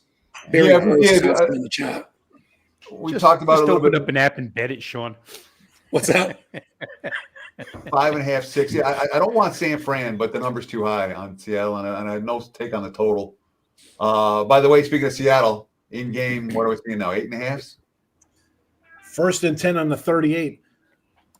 You know what I like to open up, Sean and Rob? I get this thing. It's repack wax, and it's all like older cards, like 70s and 80s stuff. Down Seahawks 30. First down Texans. Now it's 13.5. All different brands, Higgs? Yeah, they put all different kind of cards in there from like the 70s and 80s. Like they're all. I mean, you get a couple good ones, but it's just fun to crack open them. Nostalgic, yeah. Because I get this other thing, this retro box, and it's all cards from the 80s, all packs, Topps, Fleer, Donruss. Nice. 2nd and 3 on a 31. Texans at the 2 in the morning. Anyone want the Seahawks plus the Cardinals plus 13.5? Nope. No, I don't trust that offense. They must. I don't know. Sean's ahead, but Seattle must be doing something good because Junior They is scored a texting me, touchdown. Teddy. No, The right. youngest is a huge. JSN is unreal. Was his text? I don't know if Njigba just did something or not. Yeah, he did. There was a Najigba Smith touchdown. But I mean, for those who actually were on liked Arizona pregame, I mean, if you could get them at 13.5 now, I mean, it's a no-brainer, isn't it? Like 43-yard touchdown. Yeah, I offended David Delano by saying I wouldn't run to the window to bet the Arizona team. He's like, too late. I already did. well, let's hope he's not that sensitive. I mean, I had to deal with Sean Alvarez hitting me up this week to tell me he was beating me in the NFL. But I took it in stride, and I'm not offended. I'm plenty happy. He only says that because he knows that's not true. If this is a sensitive group, it's going to be a long day. there's not a one of us that won't flick, not like flicking guys in the ear, and that's one of the things we love to do most. So we got just a couple minutes left here, guys. Right now, Jags up 5 against the Texans. In-game total 58.5, juiced over. Where's the ball in that game?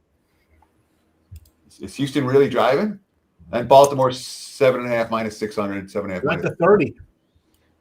46.5. Davis Mills. So the markets Told you Davis Mills was good, Teddy. Yeah, Davis Mills, man. He's the best quarterback in the league, I thought. Fucking told you. In the Pac-12.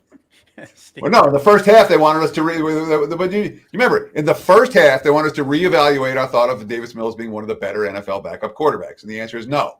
We're not going to reevaluate things based on a quarter or a half or a game or 2 games. All right. When you see a player for 3 years or 5 years, Rob, you've been watching Davis Mills since he was at Stanford. So have I. All right. It's not a player that we've seen once or twice, a player I've seen 30 times. So if he has a bad first half, I'm not going to freak out over a bad first half. And that's the beauty of watching games every Saturday and every Sunday is you get to know all these players. You get to see a body of work and not just freak out over a bad half of football. Chris, the 80s Henderson, I agree with you. Like 87 is my cutoff. Anything after 87 is just junk wax. I don't love it. Overprinted. 86 and before, I know there's probably a lot of them, but I don't know. There's some that holds it, maybe because it's my youth and guys I grew up with, but I'll collect them. That particular scramble should not be on J.J. McCarthy's highlight reel. No. I'm just watching. Oh, Lord. Here's what Sean Higgs was just responding to from Chris Sinclair. Great stuff. Yeah, we didn't. We just listen, and that was the fun thing, Chris. Like you're like, oh, you'd open a card like, oh, who's the scrub? You just like throw it on the ground, Now these cards, besides the fact that it costs like 40 a freaking box, which is absolute insanity, they're crap. They're just as overprinted as 89 red Donruss or the yellow banana fleers. They're garbage unless you have a numbered card or an autograph. Yeah, all the base cards are just basically worth nothing. That 13.5 was an outlier for Arizona Seattle. Sorry, guys. I'm going to talk betting when I can. No. But the 13.5 was an outlier. I'm seeing 12.5, 11.5, even 9.5 for Arizona. So that 13.5 would have been a good bet if we'd have been able to get it. Of course, after the penalty, now I'm seeing the 9.5 is a 10.5 and the 11.5 are 12.5. Man, the market's reacting significantly to field position issues in the first quarter of a game. That's interesting to see that type of reaction. 4th and 4 for Minnesota. J.J. McCarthy's last try, scrambling about in the backfield, pointing to people downfield. McCarthy, man, that's a long-ass play, and it's an incomplete pass. No. Davis Mills, 292 passing yards on the game so far. And that's going to First be and 10 of the 25 for Davis Mills. Basically, all we got left now is Texans and the Jaguars. And Houston is driving to the end zone. That's got to be a flag. Yeah, holding. They'll be holding or PI. Let's start grading our bet. Ravens plus 1.5. Jesse, that is a winner. Bills minus 3.5. Carms and Joe, that is a loser. New York, Cleveland under 50.5. Never in doubt. I cash one there. Giants, Bears over 46.5. That finished 44. That is a loser. So we're 2-2. Ravens plus 2.5. Nice bet, Dave. That's 3-2. Texans plus 15.5. That's a winner for me as well. 4-2. Panthers plus 1.5, minus 120. That's a loser. We're 4-3. Bills team total over. Did they get there in the end? They did not. Nope. Bills team over 19.5. That's a loser. Tampa Bay plus 3 full game. Sean Higgs. Is that a winner? Oh, they missed the 2-point conversion. It is not. It pushed. That's tough. Nothing less fun than missed a 2-point conversion. Browns minus 1.5. Sean Alvarez. Loser. That one's not good. Bears plus 6.5. Rob Vino is the outright upset winner. Miami Buffalo over 28.5. Sean Higgs took the best of that number and cashed with 43 in that one. Yes, Jesse. Bears over. I agreed with you on that one. I was with you on that. I haven't read it yet. Let me get there. Well, Right. you went past the Going, Bears game. look, pick my winner. Pick my winner. I'll get there. I'm trying to beat Sean Alvarez here. You know, I got to get one up on Sean Alvarez. John and Sean both had over 53. Send him an email after the show. I did better. Jesse had over 36.5 Bears Giants. That is a winner. So that is, let's add them up. 1, 2, 3, 4, 5, 6, 7 winners. 1, 2, 3, 4, 5. Touchdown, losers. Seattle. No. Again? We're 7-6 with the over 53.5 Houston Jacksonville pending. First and goal Texans. Yeah, they just had a false start to Texans. Yeah, and then they got stuffed. Yeah. Ugh, that wasn't pretty. Seabag's off to a good start. Let's see what that live number is now. 18.5. So you can get a really good number with Thunder Review, though. There we go. As my phone buzzes, no Jaron Reed, no problem. There's 7 more for the Seahawks. Oh my God, he loves Seattle. So I wonder if it was defensive. Sean said another touchdown, Seattle. I did not see the play. I did not. Let's rewind a minute, and I'll see. Ball start again. Yeah, I see Brissett walking off the field unhappily, so that makes it look like it's going to be a defensive score there. Heart of Darkness episode of Miami Vice right now on Universal Action on Prime. It's Al Bundy. Al Bundy playing the quasi-heavy undercover cop in the porn industry. It's a classic episode. Episode number 3. That might come back, by the way, Rob. That might come back. They're looking at it. They're looking at it right now. Defensive touchdown? Yes. Yeah. But did they kick the extra point already? They have not. So we'll let that get reviewed. Ruling on a field stands. Recovered by Lawrence. 34 yards to the house. Play upheld. Lawrence. Ruling on a field stands.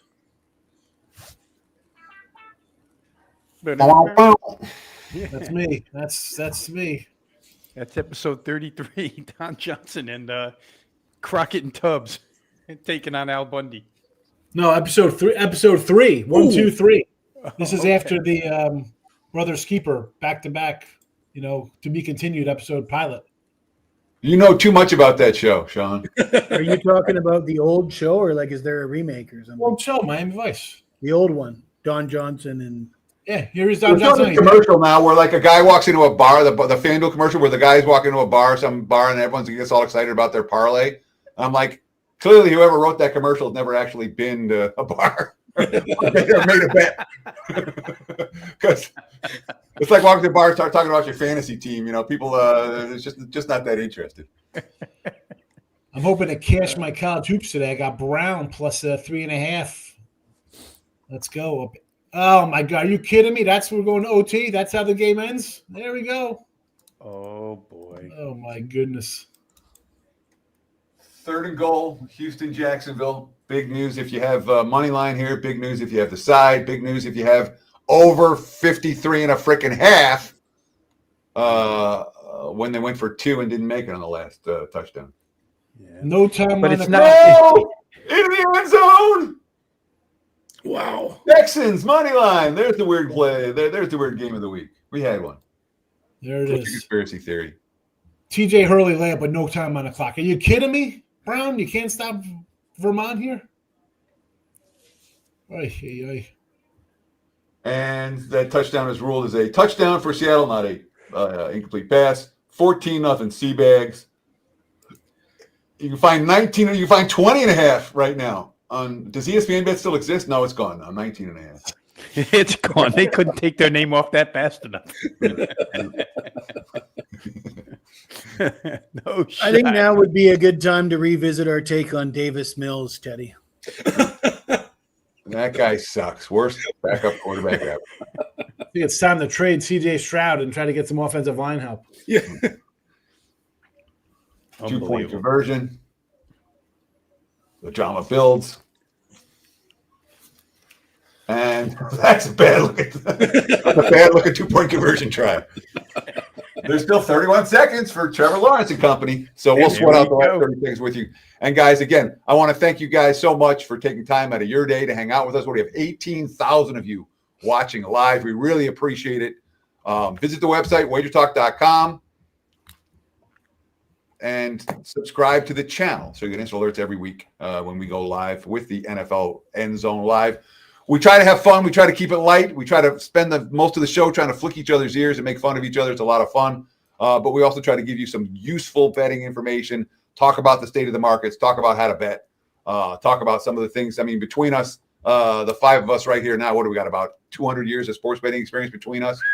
Over under 164 and a half years between the five of us. I think that's a good number. But we'll give you everything we got. I mean, we don't hold stuff back. So we really appreciate you guys taking the time to hang with us each and every Sunday for the early games right here on WagerTalk TV, and subscribe to the WagerTalk TV YouTube channel. All right. What do you guys got going here? What do you want to complain about? Let's see what happens in this Texans game. I'm still sweating out. Justin Smith comes back here. I got to put this in. Came up to own my Davis Mills statement. Accountability, boys. I hear you. Hey, we all have wrong takes. We have wrong takes every day. The goal is don't let them eat you alive and have more right ones than wrong ones. Bing. That's it. But the key also is don't overreact to a bad quarter or a bad half for a guy that's been in the league for a long time. Now, 1st and 10 at the 33. If we're going to start it here with 27 seconds left. And for those who haven't heard it yet today, Jesse's take on the Tampa Bay New England game was the worst of all. Thought that they would never run the ball. We cashed his bet, right? Did you cash a bet in that game or no? No, I got slaughtered in that game. And I'm sorry. Why do I think you cashed? But yeah, it still went over. Yeah, it still went over. Even with all the running plays. But I had said that, neither of these teams can run.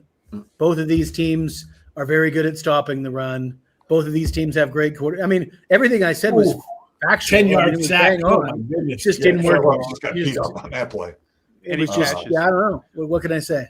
Derry Hardaway, y'all old. Yes. There's not a one of us here that's not old. Derry came into my show the other day. It's all hunky-dory. We're having a good conversation. He talks about the cowboy guy. I'm like, really? You got to bring the whole show down? We didn't bring the show down today, Derry. Not as bad as calling us a bunch of old bastards, but I mean, what a miserable prick this guy. Hey. Thank you for the comment, man. We appreciate it. We appreciate the positive. Look, I appreciate any feedback, positive feedback. It's like we love it. Thank you. So, thank you for being with us today.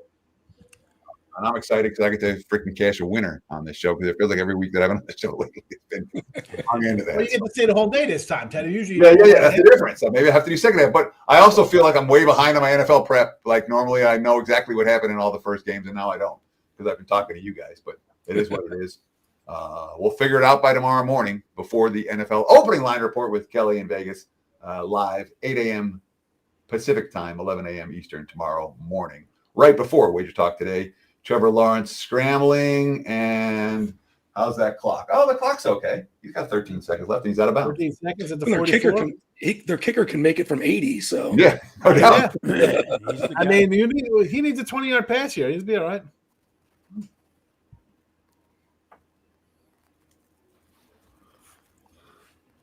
You can still get plus 18.5, plus 19.5 with Arizona. Anyone interested?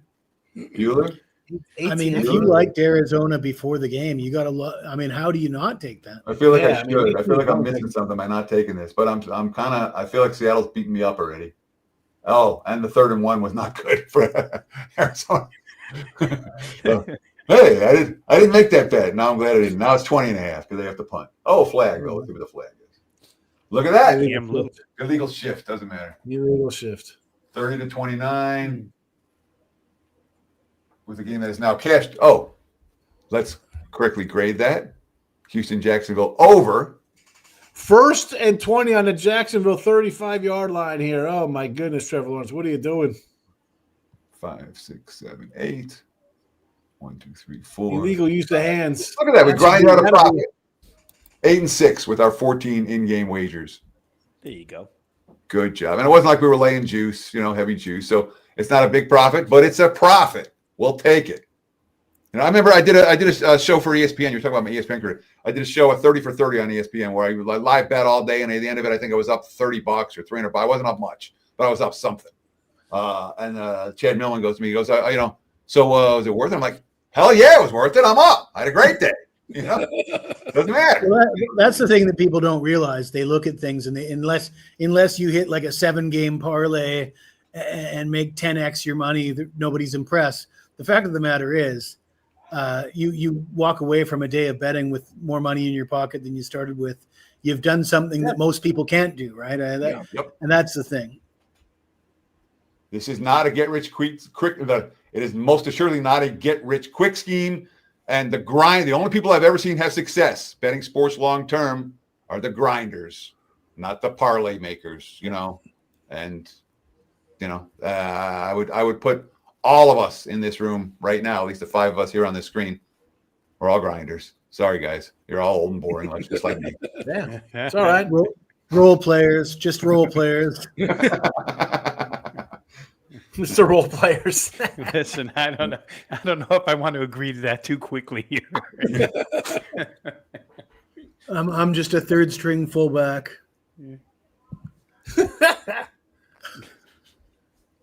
Man, I can't do these guys. Yours was before. I would have lied. 10,000 views. You got people spamming like crazy.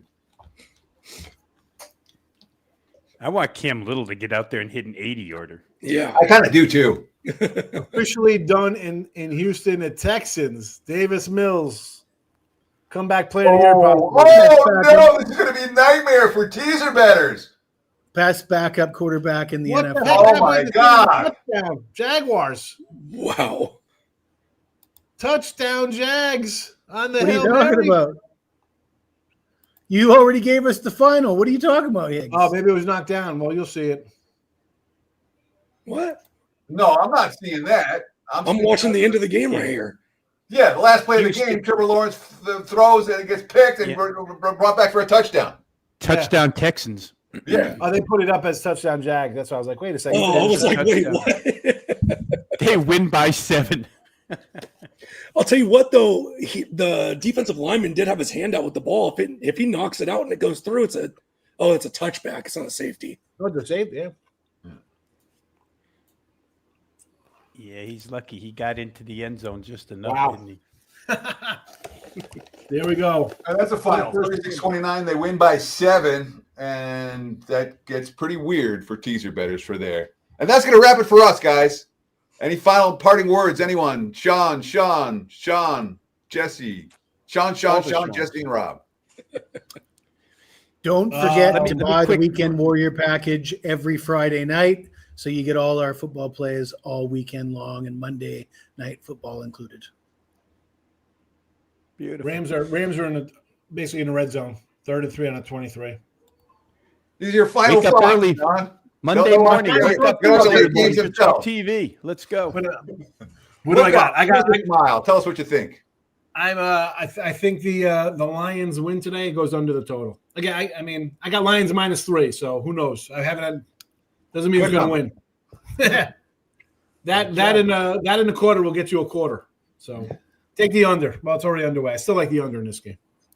Rob Vino, closing Real thoughts. quick, I'll just say, new week. Tomorrow, Monday, new week. Wake up early. College basketball wager talk show, 10 a.m. Find Teddy's line report show right after that. So we'll be right back at it for next week's stuff tomorrow morning, 10 a.m. Eastern time. Sean Alvarez, last thoughts? Always a good time. Like Damian said, I look forward to watching games with you guys. Like Rob said, check out Teddy's opening line report, and David and myself and Joe on Last Call tomorrow night for the Monday night game. So more than 18,000 of you watched live today. We really appreciate your time. We really appreciate your support. We'll see you back here tomorrow morning. We'll see you back here next week for another edition of Wager Talks End Zone Live. And best of luck with all your bets Sunday night and beyond. Cheers. Peace. Where'd Alvarez go?